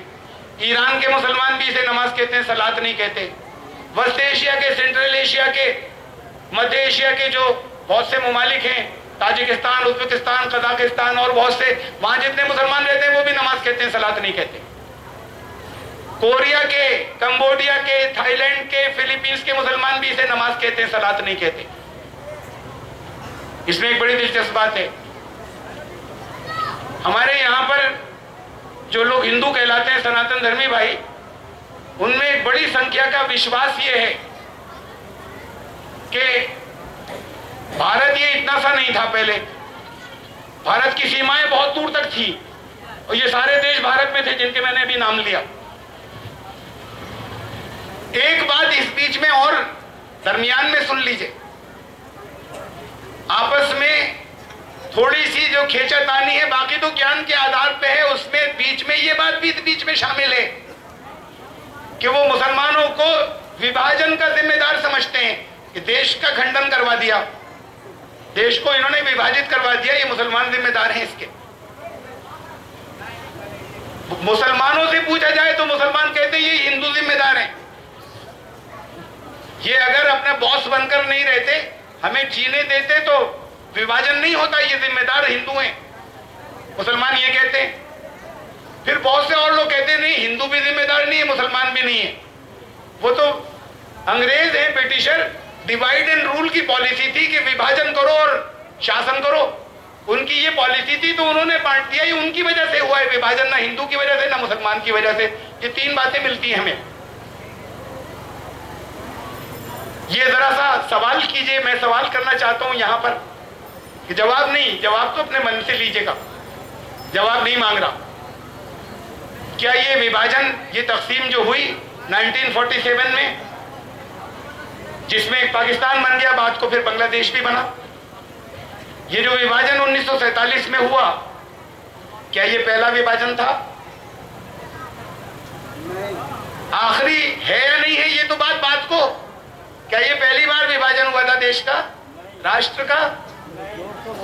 मैंने भी बताया आपको, सनातन धर्मियों की बड़ी संख्या ये मानती है कि ईरान इसी में था, इसी भारत के अंदर, अफगानिस्तान इसी भारत के अंदर था, इधर फिलीपींस इसी भारत में था, कोरिया इसी में था, कंबोडिया इसी के अंदर था, इंडोनेशिया इसी में था, मलेशिया इसी के अंदर था। भारत की सीमाएं इतनी लंबी थी, ये मानती बड़ी संख्या। इतिहास नहीं कहता ऐसा कुछ, तारीख में नहीं है, लेकिन ऐसा माना जाता है कि नहीं, ये सब भारत था। अगर था, अभी मैं अगर से बात कह रहा हूं, अगर था तो ये कब टूटे थे टुकड़े? ये अफगानिस्तान कब टूटा, ये ईरान कब टूटा और क्यों टूटा? ये कब टूटा? फिलीपींस कब टूटा? इंडोनेशिया कब टूटा? मलेशिया कब विभाजित हुआ, कब अलग हुआ? कंबोडिया कब हुआ? कोरिया कब हुआ? वो ताजिकिस्तान, उज्बेकिस्तान, कजाकिस्तान, वो कब अलग हुए? इतिहास में तो नहीं है। इसका मतलब इतिहास से पहले के समय की बात है, अगर सही है तब। तारीख से पहले की बात है, जब से हमें इतिहास मिल रहा है उससे पुरानी कोई बात है। अगर ये एक था तब, अगर उससे पुरानी बात है तो फिर उस वक्त तो मुसलमान नहीं थे, ये तो 1400 साल से हैं। तो फिर जिम्मेदार कौन? ये किसने तोड़ा, किसने विभाजन किया? उस वक्त तो हिंदू हिंदू ही थे या सनातन धर्मी थे बस। उस वक्त अंग्रेज इतने शक्तिशाली नहीं थे जो आके डिवाइड एंड रूल करते, विभाजित कर देते। अंग्रेज शक्तिशाली नहीं थे, मुसलमान थे नहीं। तब किसने कराया? तब तो खाली सनातन धर्मी बसते थे। तो फिर इन्होंने, सनातन धर्मियों ने तोड़ा ईरान को, सनातन धर्मियों ने अलग किया अफगानिस्तान को, कंबोडिया को, कोरिया को, इंडोनेशिया को, मलेशिया को। अगर ये एक देश था तो विभाजन न हिंदू कराता है, न मुसलमान कराता है, न अंग्रेज करा सकते हैं। विभाजन नफरत की वजह से होता है। दो सगे भाइयों के दिलों में नफरत पैदा होती है, घर में दीवार खिंच जाती है। अगर सगे भाई, चारपाई के दो पाए, इसकी गुंजाइश नहीं होती कि आधे ईंट की दीवार मेरी होगी या तेरी, छोड़ दे भाई के लिए चारपाई के दो पाए भी तो नहीं डाल सकते, लेकिन अपने भाई को नहीं दे सकते, इतनी गुंजाइश नहीं रहती सगे भाइयों में जब नफरत पैदा होती है। अगर कभी दीवार खींचने के बाद कुछ जमाने के बाद ये नफरत खत्म हो जाए या कम हो जाए, नफरत खत्म हो जाती है तो खिड़की खुलती है फिर उस दीवार में। ये तो नफरत खत्म होने पर है, और नफरत अगर मोहब्बत में बदल जाए तो दीवार टूटती भी है। पश्चिमी जर्मनी और पूर्व जर्मनी के, मशरिकी और मगरबी जर्मनी के बीच की दीवार टूटी। ये नफरत अगर मोहब्बत में बदल जाए तो दीवारें टूटती हैं। मैं ये आपसे बता रहा था कि ये सारा हिस्सा वो है कि जहां पर लफ्ज नमाज बोला जाता है।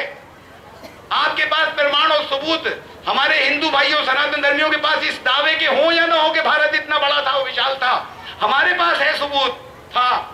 ये सारा वो हिस्सा है जिसे ये कहते हैं कि ये भारत था, पूरा विशाल भारत, जिसमें शब्द नमाज बोला जाता है, सलात नहीं बोला जाता। इसके अलावा बाकी दुनिया में सलात बोला जाता है। आप अफ्रीका में जाइए सलात बोलते हैं, अरब में तो बोलते ही हैं। आप यूरोप में जाइए, we are going to offer सलात। आप अमेरिका में जाइए, सलात बोलते हैं, we are going to offer सलात। वो नमाज नहीं कहते, यहाँ के गए हुए कहते हैं नमाज, बाकी लोग वो नमाज नहीं कहते, सलाह कहते हैं। सिर्फ ये इतना हिस्सा जहां पर ये लफ्ज नमाज बोला जा रहा है, यही है वो जिसे हमारे हिंदू भाई कह रहे हैं कि ये तो कभी एक भारत था, एक सबूत लफ्ज नमाज में है। ये तो नमाज के बारे में कुछ बात मैंने भी बता रही, और समानता है की बात मैं बताने जा रहा था कि ये मान्यता एक ईश्वरवाद की तो एक ही है। कहते हैं पूजाएं अलग हैं, ये नमाज पढ़ते हैं, वो अलग तरीके से पूजा करते हैं। मैं नमाज के सिर्फ एक आसन की बात दिखाता हूं अभी आपको, सिर्फ एक नमाज का जो पोस्चर है उसकी। यहां पर सनातन धर्म में प्राचीन काल से, जमाने कदीम से यह माना जाता रहा कि उत्तम आसन उपासना का है साष्टांग। साष्टांग का अर्थ है, साष्टांग उत्तम आसन है, यानी पूजा का वो तरीका या वो विधि या वो आसन जो उत्तम है, सबसे अच्छा है। यहां पर साष्टांग को उत्तम आसन हमेशा से माना जाता रहा। एक बात और वो गीता ने कही, गीता ने बताया कि जो योगी जब योग करे, और योग का मतलब भी समझ लीजिएगा, ये रामदेव वाला, स्वामी रामदेव वाला योग नहीं, ये योग का लफ्जी माने है संस्कृत के, योग माने जोड़ना, ये शाब्दिक अर्थ है, लिटरल मीनिंग, लेकिन इस्तिलाही माने है, टर्मिनोलॉजी में कहते हैं, रिलीजियस टर्मिनोलॉजी है, मजहबी इस्तिलाही जबान में उससे जुड़ना, खुदा से जुड़ना, यह है योग असली। उसमें कुछ आसन भी होते हैं, तो रामदेव बाबा तो खाली आसन करवाते हैं, वो जुड़ने वाली बात उसमें नहीं होती, उससे जुड़ना ये योग था असली। गीता ने कहा योगी कैसे योग करे, यानी असली इबादत करने वाला, बंदगी करने वाला, भक्ति करने वाला कैसे करे भक्ति। गीता के 6ठे अध्याय का मैं एक श्लोक सुना रहा हूं खाली, 6ठे अध्याय का श्लोक नंबर 13। संप्रेक्ष्य नासिकाग्रम स्वम दिशश्चा नवलोकयन्। संप्रेक्ष्य निगाह पूरी ध्यान केंद्रित करे, नासिकाग्रम अपनी नाक पर स्वयं, नासिकाग्रम तो स्वयं अपनी नाक पर, अपनी नाक के अगले सिरे के ऊपर पूरा तवज्जो मरकूज करे। योगी ऐसे योग करेगा, इबादत करने वाला। दिशश्च नवलोकयन्, ऐसे कि किसी और दिशा में अवलोकन न कर सके, किसी और सिमत में न देख सके, ऐसे करेगा। अब जरा सा याद रखिएगा इसे, साष्टांग को और योगी को योग ऐसे करना था कि किसी दिशा में न देख सके, सारी तवज्जो यहाँ पे मरकूज हो नाक के अगले सिरे पर। यह बताया था गीता ने, सही बंदगी या सही इबादत के लिए, सही योग के लिए। ये दोनों बातें नमाज के सजदे में पूरी होती हैं। मैं साष्टांग करके आपको दिखाता हूं, वो साष्टांग नहीं है जो आज जिसे साष्टांग हमारे हिंदू भाई साष्टांग कहते हैं, वो साष्टांग नहीं है, वो दंडवत प्रणाम है, उसे साष्टांग कहने लगे, जिसमें किसी प्रतिमा के आगे औंधे लेटते हैं और शरीर के 20 अंग जो है वो जमीन पर लगे होते हैं। साष्टांग शब्द, इसकी संधि विच्छेद करें, यानी मुरक्कब लफ्ज है, इसको तोड़े, ये 3 अल्फाज से मिलकर बनाए। स अष्ट अंग, स माने सहित, विद 7, अष्ट के माने 8, अंग कहते हैं पार्ट्स ऑफ द बॉडी, जिस्म के आधा, शरीर के हिस्से। स अष्ट अंग, अष्ट अंगों सहित। उपासना का ऐसा आसन जिसके अंदर 8 अंग, शरीर के जिस्म के 8 आधा 8 अंग भाग ले, वो है साष्टांग। इसके अंदर तो 20 यूं लगते हैं, ये दांदोड़ परिणाम होता है, इसे आज साष्टांग कहने लगे। साष्टांग नहीं है ये, साष्टांग मैं करके दिखाता हूं। देखिए साष्टांग कैसे होता है। अष्टांगों सहित मैं बताने जा रहा हूं, कोई जरूरत। अष्टांगों सहित देखिए, 2 पंजे हैं जमीन पर, 2 घुटने टिक गए, 4 हो गए, 2 हाथ, ये 6 हो गए, और 1 नाक और 1 माथा, ये 8 हो गए। ये अष्टांगों सहित है, ये साष्टांग है। इसमें एक ईश्वर के सामने, एक निराकार परमेश्वर के सामने साष्टांग करने के बाद अजन्मे को जो नमन करते हैं नमाज पढ़ने वाले, वो कहते हैं सुभान रब्बियल आला, जय हो, वो प्रभु पाक है, बिल्कुल वो पवित्र है जो महाप्रभु है।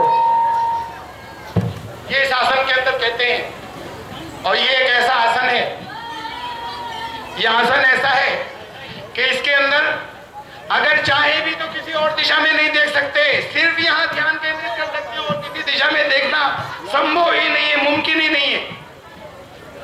ये तो साष्टांग भी है, संप्रेक्ष नासिकाग्रम सोम, अपनी नासिका के अग्रभाग पर ध्यान केंद्रित करना, अपनी नाक के अगले हिस्से पे। सिर्फ ये जानते नहीं मुसलमान के ध्यान केंद्रित करते हैं, लेकिन करते हैं और यहाँ करते हैं, और किसी और सिमत में नहीं देख सकते। खड़े होकर तो मैं कितना ही करूं, इधर उधर देख लूंगा या देख सकूंगा, उस आसन के अंदर किसी और दिशा में नहीं देख सकते। ये साष्टांग है। ये नमाज का मैंने आपको खाली एक आसन बताया अभी, इसके अंदर बहुत कुछ था। इस धरती पे पांव जमाने के लिए ये जो पंजे हैं, इन पांव को हटा दो, खाली पंजे, पंजे से चल नहीं सकता। यहाँ पे पांव जमाने नहीं आए थे, तो पांव की उंगलियां जो हैं वो रखी गई, घुटने टेक दिए उस एक परमेश्वर के आगे। ये अगले दोनों घुटने टेक देना कहते हैं सरेंडर कर दिया। ये घुटने, ये इसके अंदर ये प्रतीक था इसका। ये हाथ हमारी शक्तियां हैं, जो कुछ करते हैं अच्छा, और फिर लोगों को सताते हैं, अत्याचार करते हैं, वो भी जिनके हाथ काट दिए जाए वो नहीं कर पाएंगे। ये हाथ शक्तियां हैं, अपनी शक्तियां जो हैं वो भी रख दी सब उसके आगे। ये हथियार हैं, इन हथियारों को भी सरेंडर कर दिया। ये पूरा सरेंडर है, संपूर्ण आत्मसमर्पण इस्लाम। और नाक, इसी नाक की लड़ाई है सब जगह कि किसकी नाक ऊंची हो, इस नाक को भी जमीन पर रख दिया। और हमारी जितनी अक्ल है और जितने जो कुछ भी है, ये बाधा जिससे हम समझते हैं दुनिया के इंसान इसकी बुनियाद पर अपने आप को ये समझने लगे कि हम ही सब कुछ है, हमने ही बनाया, हमारे हाथों की कारीगरी है, हमारी कमाई है, इसको भी जमीन पर टेक दिया। ये सारी शक्तियां समर्पित कर दी। ये इसलिए उत्तम आसन है। कुरान ने भी कहा, मैं आयत नहीं पढ़ रहा, सजदा वाजिब हो जाएगा, तर्जुमा है सजदा करो मेरे करीब आ जाओ। कहा, कुरान ने भी कहा ये उत्तम आसन है। सनातन धर्म भी कहते हैं कि साष्टांग उत्तम आसन है। कहां विधि कहां बदल रही है, तरीका कहां बदल रहा है, भाषा बदली थी। लेकिन एक बात और, जब गीता ने ये कहा योगी से सिर्फ यहां ध्यान केंद्रित करना, ऐसे कि किसी और दिशा में नहीं देखना, तो फिर ध्यान केंद्रित करने के लिए प्रतिमा की आवश्यकता, मूर्ति की जरूरत कैसे पड़ेगी? ये तो यहां ध्यान केंद्रित करना था, किसी दिशा में नहीं देखना था। यही तो कहते हैं हम ध्यान केंद्रित करने के लिए रखते हैं, असल में तो उसी की करते हैं। ध्यान केंद्रित करने के लिए मना किया था, किसी दिशा में मत देखना, खुद अपनी नाक के अगले सिरे पर पूरा ध्यान केंद्रित करना, तवज्जो मरकूज करना। खत्म ही हो गई, बात ही खत्म हो गई। गीता ने मना कर दिया। योग खत्म हो जाएगा, उससे संपर्क खत्म हो जाएगा, राब्ता खत्म हो जाएगा उससे, अगर ध्यान केंद्रित यहां से अलग हटकर किसी दूसरी जगह कर लिया तो। इसलिए कि ये भी मूर्ति थी, मूर्ति की बात की थी, मूर्ति समझ गलत ली, मूर्ति बताई गई थी। इस पूरे ब्रह्मांड को ईश्वर का मंदिर कहा था। यही बात रसूलुल्लाह सल्लल्लाहु अलैहि वसल्लम ने भी कही थी, जुइलत लियल अर्ज़ु मस्जिदन व तहूरा, मेरे लिए सारी जमीन को पवित्र करके मस्जिद बना दिया गया। ये यहाँ के शास्त्रों ने कहा था कि पूरा ब्रह्मांड ईश्वर का मंदिर है, और उसमें ये देवकृत मूर्तियां हैं, माटी नारी मिट्टी के ये इंसान, ये औरतें और ये मर्द, ये सब ये मिट्टी के बने हुए हैं। और ये मिट्टी के बने हुए जो है ये देवकृत मूर्तियां, ये खुदा की बनाई हुई मूर्तियां, इस मंदिर की मूर्तियां हैं ये। इसमें कहा था कि खुद अपनी मूर्ति के अगले हिस्से के ऊपर नाक ध्यान केंद्रित करना ये इसलिए कहा था कि जब आप किसी कला की प्रशंसा करते हैं तो कला असल में वो प्रशंसा कलाकार की होती है। जब किसी फन की तारीफ करते हैं तो असल में वो तारीफ फनकार की होती है। ये उसकी बनाई हुई सर्वश्रेष्ठ कला है ईश्वर की, ये सबसे अच्छी उसकी बनाई हुई मखलूक है। तो जब ध्यान केंद्रित करते हैं नासिका के नाक के अगले हिस्से पर, तो ये एहसास होगा उस ध्यान के अंदर कि खाना नहीं खाएं तो कभी कई दिन जिंदा रह जाएंगे। अभी केदारनाथ से बहुत सारे लोग उतरे, 5-5 दिन भूखे रहे, जिंदा हैं। पानी नहीं मिले जिंदा रह सकता है आदमी 3-3 दिन, 2-2 दिन। ये असली ग़िज़ा, सबसे पहली भोजन जिससे जिंदगी शुरू हुई। बाकी तो जीवन को रोके रखने का साधन है। जिंदगी जिससे शुरू हुई वो सांस है, वो हवा है। ये खत्म तो इंसान फौरन खत्म। ये हवा यहां से जाती है। इस सांस लेने को संस्कृत में श्वास कहते हैं। ये श्वास, सांस जाता है, सांस आता है। ये असली भोजन है जिससे उसने जिंदगी दी है। इस वापस आने के लिए संस्कृत के अंदर एक दुई के लिए एक दूसरा गूढ़, एक बहुत ही पुरस्कार या ये बहुत ही गहरे मानों का जो चीज होती है उसके लिए लग आते हैं वी लगा देते हैं साथ में। ज्ञान माने इल्म, विज्ञान, बहुत गहराई का इल्म, वो साइंस हो गया। ज्ञान से विज्ञान। ये श्वास है, सांस। इस श्वास का धन्यवाद अर्पित करने को, इस सांस का शुक्रिया अदा करने को कहते हैं विश्वास, और उसे कहते हैं ईमान। विश्वास को, यानी सांस का शुक्रिया अदा करने का नाम ईमान है, सजदे में सर रखकर। अभी ये भी नहीं बदला। मैंने तो एक आसन बताया खाली आपको। ये दूरियां इसलिए है कि ये वेद से कट गए, और ये दूरियां इसलिए है कि मुसलमानों की जिंदगी में जो कुरान का दीन है वो नहीं है, वो कुरान से कट गए। इसलिए ये धर्म बदल गए, परिवर्तित हो गए लोगों के। धर्म परिवर्तन से तो बड़ी नफरत होती है लोगों को। अरे धर्म परिवर्तन किया हुआ है सबने अपना, वापस आइए अपने मूल धर्म की तरफ। ये परिवर्तन तो जरूरी है, अपने असल धर्म पर आइए पहले वापस। मैं अभी कह रहा हूं शुरू में कि सनातन धर्मी कम से कम वेद के धर्म पर तो आए वापस। मुसलमान कुरान के धर्म पर, कुरान के दीन पर वापस आए। वो वक्त आएगा जब ये समझ में आ जाएगा कि सिर्फ भाषाओं का अंतर था। ग्रंथों, सहाइफ और ज़ुबुरुल अव्वलीन, सबसे पुराने, ये सब जानते हैं। अव्वलीन को संस्कृत में कहते हैं आदि, सबसे पहला। अव्वलीन, आदि। ये कुरान अव्वलीन ग्रंथों में है। इसका ये कुरान ज़ुबुरुल अव्वलीन में खींचातानी नहीं है, लफ्ज़ी तर्जुमा। अगर मैं सच्चा तर्जुमा करूं तो ये होगा कि यही कुरान आदि ग्रंथों में है। अब आदि ग्रंथ किधर हैं? मुसलमान कहते हैं कि थे जब कुरान कह रहा है, कभी थे, आज नहीं है दुनिया में। कम से कम हिंदुस्तान के मुसलमान तो सोचते कि हमारे साथ ये इतनी बड़ी तादाद धार्मिक लोगों की रहती है, ये कह रहे हैं कि आदि ग्रंथ हमारे पास है। ये वेदों को आदि ग्रंथ कहते हैं। आप मत मानिए, देख तो लीजिए कहीं ये ईद नहीं है, कुछ सबूत शायद मिले, मानिए मत शुरू में, लेकिन देखने में क्या जाता है, ये कह रहे हैं आदि ग्रंथ हमारे पास है, हम कह रहे हैं खो गए कहीं। मैंने तो कुछ बातें अभी बताई, इसमें आखिरत का अकीदा है, परलोक का। वेदों के अंदर मोहम्मद रसूलुल्लाह सल्लल्लाहु अलैहि वसल्लम की खबरें हैं। कैसे नहीं होंगी? जब अल्लाह का कलाम होगा तो भविष्य की धर्म की इंपॉर्टेंट बातें उसके अंदर। ये आदि ग्रंथ है, ये पहले ही अल्लाह की तरफ से आई हुई शुरू की किताबें हैं, और कुरान अंतिम ग्रंथ है, अल्लाह की तरफ से आई हुई आखिरी किताब। ये लास्ट एडिशन है, वो पहला एडिशन था। ये एक श्रृंखला है, ये एक सीरीज है जो शुरू से चली आ रही है, पहले एडिशन से ये आखिरी एडिशन। कम से कम पहले एडिशन पर तो आइए। हम तो ये भी दरखास्त करते हैं अपने भाइयों से कि आपको किसी किताब के अगर 2 एडिशन मिले, एक बहुत पुराना मिले और एक लेटेस्ट एडिशन मिले, तो आप कौन सा लोगे? आखिरी लेंगे, अंतिम। अभी नहीं मानते आप, ना मानिए, लेकिन पहला एडिशन तो लीजिए, जिससे आप कहते हैं कि हमारा था। हम फिर बात करेंगे उसके ऊपर जो असमानताएं हैं। मुसलमानों को छोड़नी होंगी वो चीजें जो कुरान के खिलाफ हैं। सनातन धर्मियों को छोड़नी होगी वो चीजें जो वेद के विरुद्ध हैं। ये उसूल दिया था, वेदो अखिलो धर्म मूलम, वेद ही तमाम धर्म के आधार और बुनियाद है। जो कुछ वेद के मुताबिक होगा कहीं और वो लिया जाएगा, बाकी को छोड़ दिया जाएगा। यही उसूल कुरान ने दिया था, वमल्लम याकुम बिमा अंज़लल्लाहु फउलाइका हुमुल काफिरून। अरे अल्लाह के कलाम, अल्लाह ने जो नाज़िल नाजिल फरमाया है, जो उसके मुताबिक फैसले नहीं करते, उसके खिलाफ जो चीजें वो भी मानते चले जाते हैं। काफिर कौन है? वही तो हैं। लफ्ज काफिर आ गया।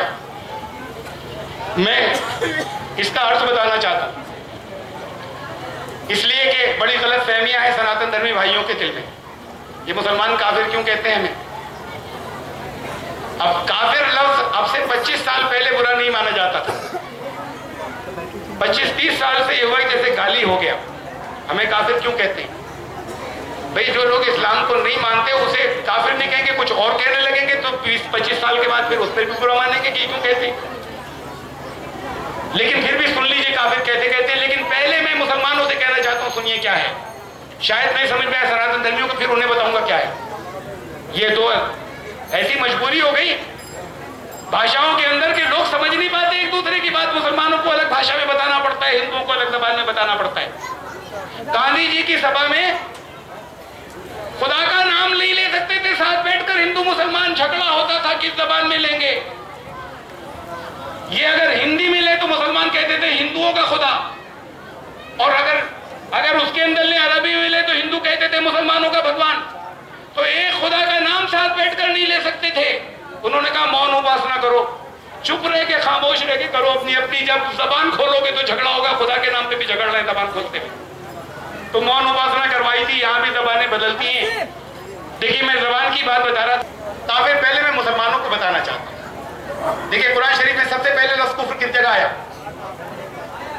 सूरह बकरा के बिल्कुल शुरू में 5वीं-6वीं आयत में, इन्नल्लज़ीना कफ़रू सवाउन अलैहिम अअंज़रतहुम अम लम तुनज़िरहुम ला युमिनून। सबसे पहला लफ्ज़ कुफ्र काफिर यहाँ पर आया।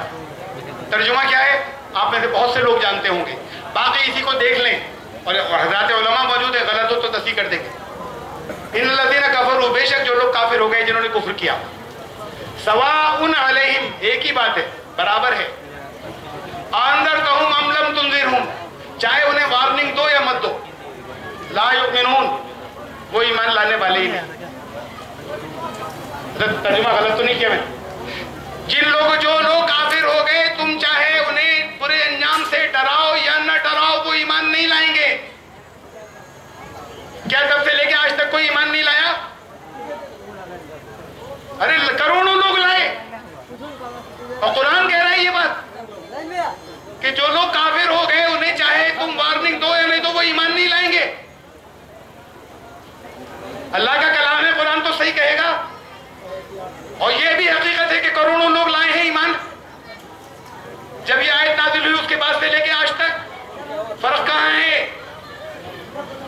किसी बात का मत, किसी इसमें से एक तर्जुमा यही है, तर्जुमा बिल्कुल दुरुस्त है, इसमें से किसी लफ्ज का मफहूम हमने गलत समझा है, वरना कुरान की बात गलत होगी। इसलिए ये तो सही है कि ईमान ला रहे हैं, फिर बात कुरान की गलत होगी। कुरान की बात गलत नहीं हो सकती, किसी लफ्ज को हमने गलत समझा था, इसमें से तर्जुमा भी यही है, लफ्ज काफिर का मफहूम गलत समझा था। मैं बात को कहूंगा, पहले कुरान में सबसे आखिर में जहां लफ्ज काफिर आया उसे सुनिए। ये पहले, ये सबसे पहले आया था, सबसे आखिर में लफ्ज काफिर जिस जगह आया, कुल या अय्युहल काफिरून, इनसे कह दो कि काफिरों। पूरे कुरान में एक ही जगह है काफिर, कहीं आया ही नहीं कि कह दो। हर जगह अदब एहतराम के साथ में कहा है इंसानों। जहां गैर मुस्लिमों की बात हुई हमेशा कहा, हमेशा ये कहा है इंसानों या अय्युहन नास। सिर्फ एक जगह संबोधन के लिए के अंदर ये बात आ गया, वो भी एंड में, इसके बाद लफ्ज काफिर नहीं आया। इनसे कह दो है काफिर हो। किनसे डिफाइन कर दिया, तशरीह कर दी कौन है। ला आबुदु मा ताबुदून, मैं जिनकी तुम पूजाएं करते हो मैं नहीं कर सकता, मैं नहीं करता। वला अंतुम आबिदूना मा आबुद, और जिसकी मैं करता हूं तुम नहीं करते। अभी तो ये तो फर्क अभी का है ना, आगे के लिए वला अना आबिदुम मा अबद, तुम आगे भी यही होने जा रहा है, तुम नहीं करोगे उसकी बंदगी जिसकी एक की मैं करता हूं। वला अंतुम आबिदूना मा आबुद, और मैं उसकी नहीं कर सकूं, उनकी नहीं कर सकूंगा जिनकी तुम करते हो। लकुम दीनुकुम वलिय दीन, तो फिर तुम्हारा रास्ता अलग मेरा अलग। तो ये उन लोगों को कहा है काफिरों, उससे पहले ये किसी जगह कुरान ने है काफिरों, किसी एक जगह नहीं कहा। आप कह देंगे हर एक को, अल्लाह ने नहीं कहा, किस जगह कहा वहां डिफाइन किया और कहा उनसे कह देना कि जो कभी आइंदा भी तुम्हें यकीन हो कि कभी इसकी इबादत बंदगी नहीं करेंगे उस एक की, उनको कहना। ये है लफ्ज़ काफिर का मतलब, तो जो कुरान ने बताया, डिफाइन कर दिया, तारीफ की है। अब सुनिए पहली आयत, इन्नल्लज़ीना कफ़रू सवाउन अलैहिम अनज़रतहुम अम लम तुनज़िरहुम ला युमिनून। बेशक जो लोग, अब लफ्ज़ काफिर का मफ़हूम देखो, जो लोग ऐसे काफिर हो गए कि वो आइंदा भी कभी सही बात को मानेंगे ही नहीं, ऐसे इनकार करने वाले बन गए। इसमें लफ्ज़ ऐसे ब्रैकेट में लगा लीजिए, जो ऐसे काफिर हो गए कि उनको डराना और नहीं डराना बराबर हो जाए, वो ईमान नहीं लाएंगे, बाकी तो लाएंगे। तो ऐसे का जो कभी नहीं माने उसके लिए कहा कि उसके लिए लफ्ज़ काफिर कुरान में आया है। मुफ्ती साहब को तो हुक्म है कि जाहिर पर फैसला करें, शरीयत का हुक्म है, लेकिन आपको इजाजत नहीं है दुनिया के कि आप चाहे जिसको काफिर कह दें। अब काफिर के 3 माने सुनिए, मैं सनातन धर्मी भाइयों से कहता हूं, काफिर शब्द के 3 अर्थ हैं अरबी भाषा के अंदर। काफिर वो जो कुफ्र करने वाला, कुफ्र शब्द के 3 अर्थ हैं। कुफ्र के माने है इनकार करना, काफिर का एक पहला अर्थ हुआ इनकार करने वाला, नहीं मानने वाला। काफिर का दूसरा अर्थ है छुपाने वाला, और काफिर का तीसरा अर्थ है नाशुक्री करने वाला, अकृतज्ञ, अनग्रेटफुल। ये 3 माने हैं। मैं एक एक करके तीनों अर्थ को लेता हूं। इनकार करने वाला, नहीं मानने वाला। जब भी ये कहा जाए इनकार करने वाला, यहां पर भाई बैठे हुए, मैं इनसे कहूँ वहां उधर बाइक तरह से सड़क के ऊपर जगह घेर रही है, आप जरा ठीक से खड़ी कर दीजिए प्लीज। ये मना करते हैं कि हम तो नहीं करेंगे, तो मैं कहूंगा इन्होंने इनकार कर दिया, मना कर दिया। ना कहें ये बैठे रहे, सुन लिया इन्होंने, नहीं हिलते। मैं कह रहा हूं जरा सा कर दीजिए, वो टेढ़ी मेरी आड़ी टेढ़ी खड़ी हुई है, ट्रैफिक रुक रहा है, आप जरा सा सही कर दीजिए, ये नहीं जाते। तब भी मैं कह सकता हूं कि ये नहीं मान रहे। मैंने इनसे कहा ही नहीं कि ठीक कर दीजिए, और दुनिया से कहता रहूं कि ये मान नहीं रहे मेरी बात। मैंने कहा नहीं तो मानेंगे कैसे? नहीं मानने की बात तो उसके बाद आएगी जब मैं इनसे कहूंगा। जब तक कहा नहीं कैसे कह दूंगा नहीं मान रहे हैं, मना कर रहे हैं। काफिर के माने इनकार करने वाला, ये पहले माने है ना। किसका इनकार करने वाला? सलामती का। इस्लाम का अर्थ यही है ना, शांति का। बीच में इतनी सी बात और कह दूं, आपने अपनी जिंदगी से, अपने अमल से इसको शांति और सलामती का दीन सिद्ध भी किया है या नहीं किया है? वरना लोग कैसे समझेंगे शांति का है। बहरहाल शांति का और सलामती का धर्म, उसका इनकार। कोई इनकार कर रहा है तो इसका मतलब हम कहते नहीं मानता, काफिर है। पहले तो कहेंगे, सामने रखेंगे, बताएंगे, तभी तो इनकार करेगा।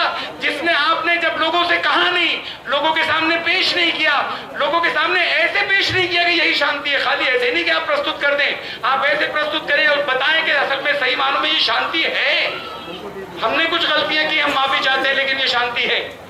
तो जब आप ऐसे कर दें, उसके बाद भी वो मना करें, तो आप कह सकते हैं, अधिकार मिलता है कि ये नहीं मान रहे। उससे पहले हक कहाँ है कहने का? अल्लाह ने अपने कलाम में नहीं कहा है काफिरों, सबसे आखिर में कहा उनको, उनका जो आइंदा भी उसकी बंदगी नहीं करेंगे जिसकी मैं करता हूं, जो मरते दम तक ये मानकर नहीं देंगे, तो उनको कहा कि इनसे कह दो अब तुम मना करने वाले हो, तुम इनकार करने वाले, ठीक है तुम रहो अपने रास्ते में। ये तो जो पहले माने, जरा दूसरे भी सुनिए। काफिर का अर्थ है छुपाने वाला। जिन्होंने वेदों का संदेश छुपाया, जिन्होंने उसे ब्राह्मणों की बपोती बनाया। यहां जो लोग ब्राह्मण बैठे, मैं उनके साथ माफी के साथ कह रहा हूं, क्षमा के, जिन्होंने लोगों को उससे काटा, आवाम तक नहीं जाने दिया, जिनके लिए खुदा का कलाम और ईश्वर का संदेश पैगाम आया था, वो काफिर थे। मैं आज के ब्राह्मणों को नहीं कह रहा, माफ कीजिएगा। जब हम ब्राह्मणवाद कहते हैं तो हम अपने ब्राह्मण भाइयों को नहीं कहते जो यहां पर ब्राह्मण हैं। इनमें तो सबसे अच्छे लोग भी इन्हीं में से निकलते हैं। जब ऐसे जैसे जब हम कहते हैं साम्राज्यवाद, जब हम कहते हैं बरतानवी साम्राज्यवाद, ब्रिटिश इंपीरियलिज्म, तो हम हर बरतानवी को नहीं कहते, तो बड़े अच्छे अच्छे लोग हैं, वो जिन लोगों ने वो किया था। तो फिर वो काफिर थे जिन्होंने वेदों से को लोगों से काटा और छुपाया। वो काफिर हैं जो पादरी ये ईसाइयों को नहीं बताते कि इंजील की असल तालीम ये है कि वो खुदा एक ही खुदा है और सिर्फ उसी की इबादत करनी है। हज़रत ईसा उसके बंदे और रसूल है, ये अल्फाज मौजूद हैं इंजीलों के अंदर, के बंदे हैं, रसूल है, ये अल्फाज मौजूद हैं। वो काफिर हैं जिन्होंने इसे छुपाया हुआ है। छुपाने वाला काफिर होता है। और अल्लाह के का वो कलाम जिसने नजात का और मुक्ति का सही रास्ता बताया, वो जो लोग रख कर बैठ जाएं और उनको नहीं पहुंचाएं जिन सबके लिए, सारी दुनिया के इंसानों के लिए, वो भी काफिर होंगे। छुपाने वाले को कहते हैं ना, तमाम दुनिया के इंसानों के लिए एक चीज आई, आप रखकर अगर बैठ गए तो फिर छुपाने वाले बन जाएंगे। तीसरे माने नाशुक्रा, अकृतज्ञ, अनग्रेटफुल। नाशुक्री किसी नेमत की जाती है। नेमत की होती है कदरदानी और नेमत की होती है नाशुक्री, नाकदरी। आपका अगर मुसलमानों का दावा यह है कि आपके पास सबसे कीमती चीज ईमान है, सबसे कीमती चीज कुरान है, सबसे कीमती चीज नजात का सही रास्ता है, अगर ये आपका ईमान है तो फिर नाशुक्रे इन्हीं में से निकलेंगे। नाशुक्रे उनमें से निकल ही नहीं सकते जिनके पास नहीं है। नाकदरी तो जिसके पास नेमत होती है वही करता है। तो इस मानों में नाकदरे या नाशुक्रे कहां निकलेंगे? ये नाशुक्रे कुफरान नेमत, आप उर्दू में ही बोलते हैं ना, नेमत की नाशुक्री, कुफरान नेमत, नेमत का कुफ्र। तीन माने हैं, तीन मानों में से दो वापस लौटकर आप पर आते हैं और आपने गौर नहीं किया। अगर हम अपनी तर्ज अमल को बदले नहीं तो एक माने उधर जाते हैं जो लोग कह रहे हैं कि हम नहीं, लेकिन आपने बताया नहीं उससे पहले नहीं मानने का सवाल नहीं, कहने का हक नहीं है। कहने का हक जब बनेगा जब आप पहुंचा दें और बता दें, वरना उससे पहले तो आपसे हिसाब लिया जाएगा।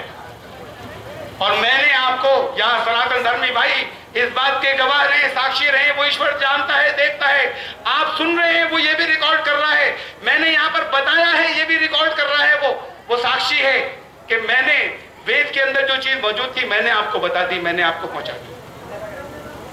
अभी समय नहीं है, कुछ और चीजें भी जिंदगी रही तो पहुंचाऊंगा। जितना समय था उसमें जो मैं बता सकता था उसमें से बहुत सी बातें मैंने आपको बताई हैं। इतनी बातें मानना आपकी जिम्मेदारी है। आप नहीं कर्म करेंगे, यहाँ पर कोई मजबूर करने वाला नहीं है। वो देखने वाला जानता है। जिन मुसलमानों ने कुरान के आधार के ऊपर कुरान की बातें नहीं मानी है उनका वो हिसाब लेगा। जिन सनातन धर्मियों ने वेद के आधार पर वेद की बात नहीं मानी है उनसे उनका वो हिसाब लेगा। अब यहाँ पर समय और नहीं है, मैं एक बात सिर्फ कहना चाहता हूँ। इतनी देर इतनी बातें सुनी, पहले मुसलमानों से कहूंगा जितने यहाँ पर बैठे हैं और बड़ी दूर तक नजर आ रहे हैं। ये तंगी अभी आपके दिलों में है कि किसी और दवा में there is no God but one God आप नहीं कह सकते। सिर्फ एक ही जबान में, मैं उर्दू में नहीं कह सकते एक अल्लाह के सिवा कोई माबूद नहीं है, कह सकते हैं। मैं आपसे कहूं कहिए एक अल्लाह के सिवा कोई माबूद नहीं, आप कहेंगे तो हरगिज़ नहीं कहेंगे, कैसे नहीं कहेंगे? इसी बात को अंग्रेजी में there is no God but one God कहा जाए तो कहेंगे नहीं कहेंगे? और यही बात अगर संस्कृत में एक ब्रह्म द्वितीय नास्ते ने ना नास्ते किंचन, तो आपके दिलों में तंगी होगी और संकीर्णता होगी कि नहीं कहेंगे? किसी और धर्म की बात है, ये आपके दीन की बात है, ये कुरान की बात है किसी और भाषा में। तो मैं यहाँ पर अपील कर रहा हूँ मुसलमान भाइयों से कि मैं कह रहा हूँ और आप भी कहिए, आपके दीन की बात है, सिर्फ जबान बदली है। एकम ब्रह्म आवाज दी है जोर से, जानी चाहिए, सनातन धर्मी भाइयों को जानी चाहिए एकम ब्रह्म। और अभी नहीं बोले इसे क्यों दिल के अंदर? अगर मैं कहूं कहिए एक अल्लाह के सिवा कोई इबादत के लायक नहीं, आप कहेंगे नहीं कहेंगे? संस्कृत में नहीं कहेंगे, हिंदू हो जाएंगे। अरे ये कुरान का अकीदा है जो आप किसी जबान में कह रहे हैं। एकम ब्रह्म द्वितीय नास्ते ने ना नास्ते किंचन, एक ही ब्रह्म है, कहिए भी तर्जुमा भी एक ही ब्रह्म है। द्वितीय नास्ते, दूसरा नहीं है, नहीं है, नहीं है, नहीं है, जरा सा भी नहीं है। और ये सनातन धर्मी भाइयों से कह रहा हूं, आपको अरबी में कहने में संकोच है, धर्म बदल जाएगा। वही बात जो एकम ब्रह्म द्वितीय नास्ते की ला इलाहा इल्लल्लाह, अगर 2 4 5 8 जितने भी हैं, अगर कम भी हैं तो ये संकीर्णताएं खत्म करके जाइए। मैं कह रहा हूं पढ़िए इसे, कहिए हाथ उठाकर ला इलाहा इल्लल्लाह। सनातन धर्मी भाई जरूर पढ़िए। ये है तंगी निकालने की बात, ये धर्म परिवर्तन नहीं है, ये अपने असल मूल और धर्म की तरफ लौटना है। जैसे मुसलमान एकम ब्रह्म द्वितीय नास्ते कह सकते हैं, तो सनातन धर्मी भाई भी जो है वो ला इलाहा इल्लल्लाह कहते थे। कहिए हाथ उठा के, उंगली उठा के, सब लोग उठाइए हाथ, उंगली उठाइए, ला इलाहा इल्लल्लाह। और मोहम्मद रसूलुल्लाह का मतलब है कोई धर्म नहीं बदल रहा के वो खुद ईश्वर नहीं थे, अल्लाह नहीं थे, बल्कि उनका उन्होंने खाली संदेश दिया था मोहम्मद रसूलुल्लाह। किसी का धर्म नहीं बदलता इन दोनों भाषाओं में कुछ कहने से।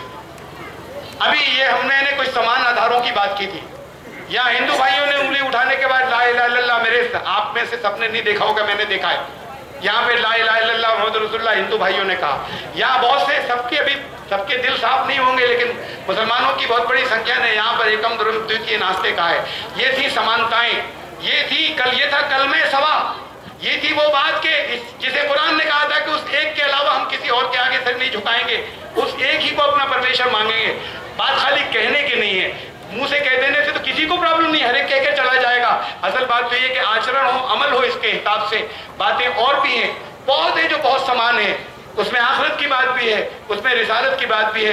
कभी जिंदगी रही तो फिर हाजिर होऊंगा और फिर मैं कुछ बातें अर्ज करूंगा, लेकिन जितनी आज यहाँ पर कहकर जा रहा हूँ, कम से कम अगर आपको हवाले चाहिए तो मुझसे पूछ लीजिए, मैं बता दूंगा किस जगह पर मौजूद है। इतने को तो अपनी जिंदगी का हिस्सा बना लीजिए, वरना अल्लाह के यहाँ से हिसाब लिया जाएगा। और मैं तो गवाही दे दूंगा कि मैं पहुंचा चुका, मैंने अपनी बात कह दी थी। समय मेरा यहाँ पर ख़त्म हो गया, 9 बजे मुझे बात अपनी ख़त्म करनी थी, उसके बाद ये पहले से तय था।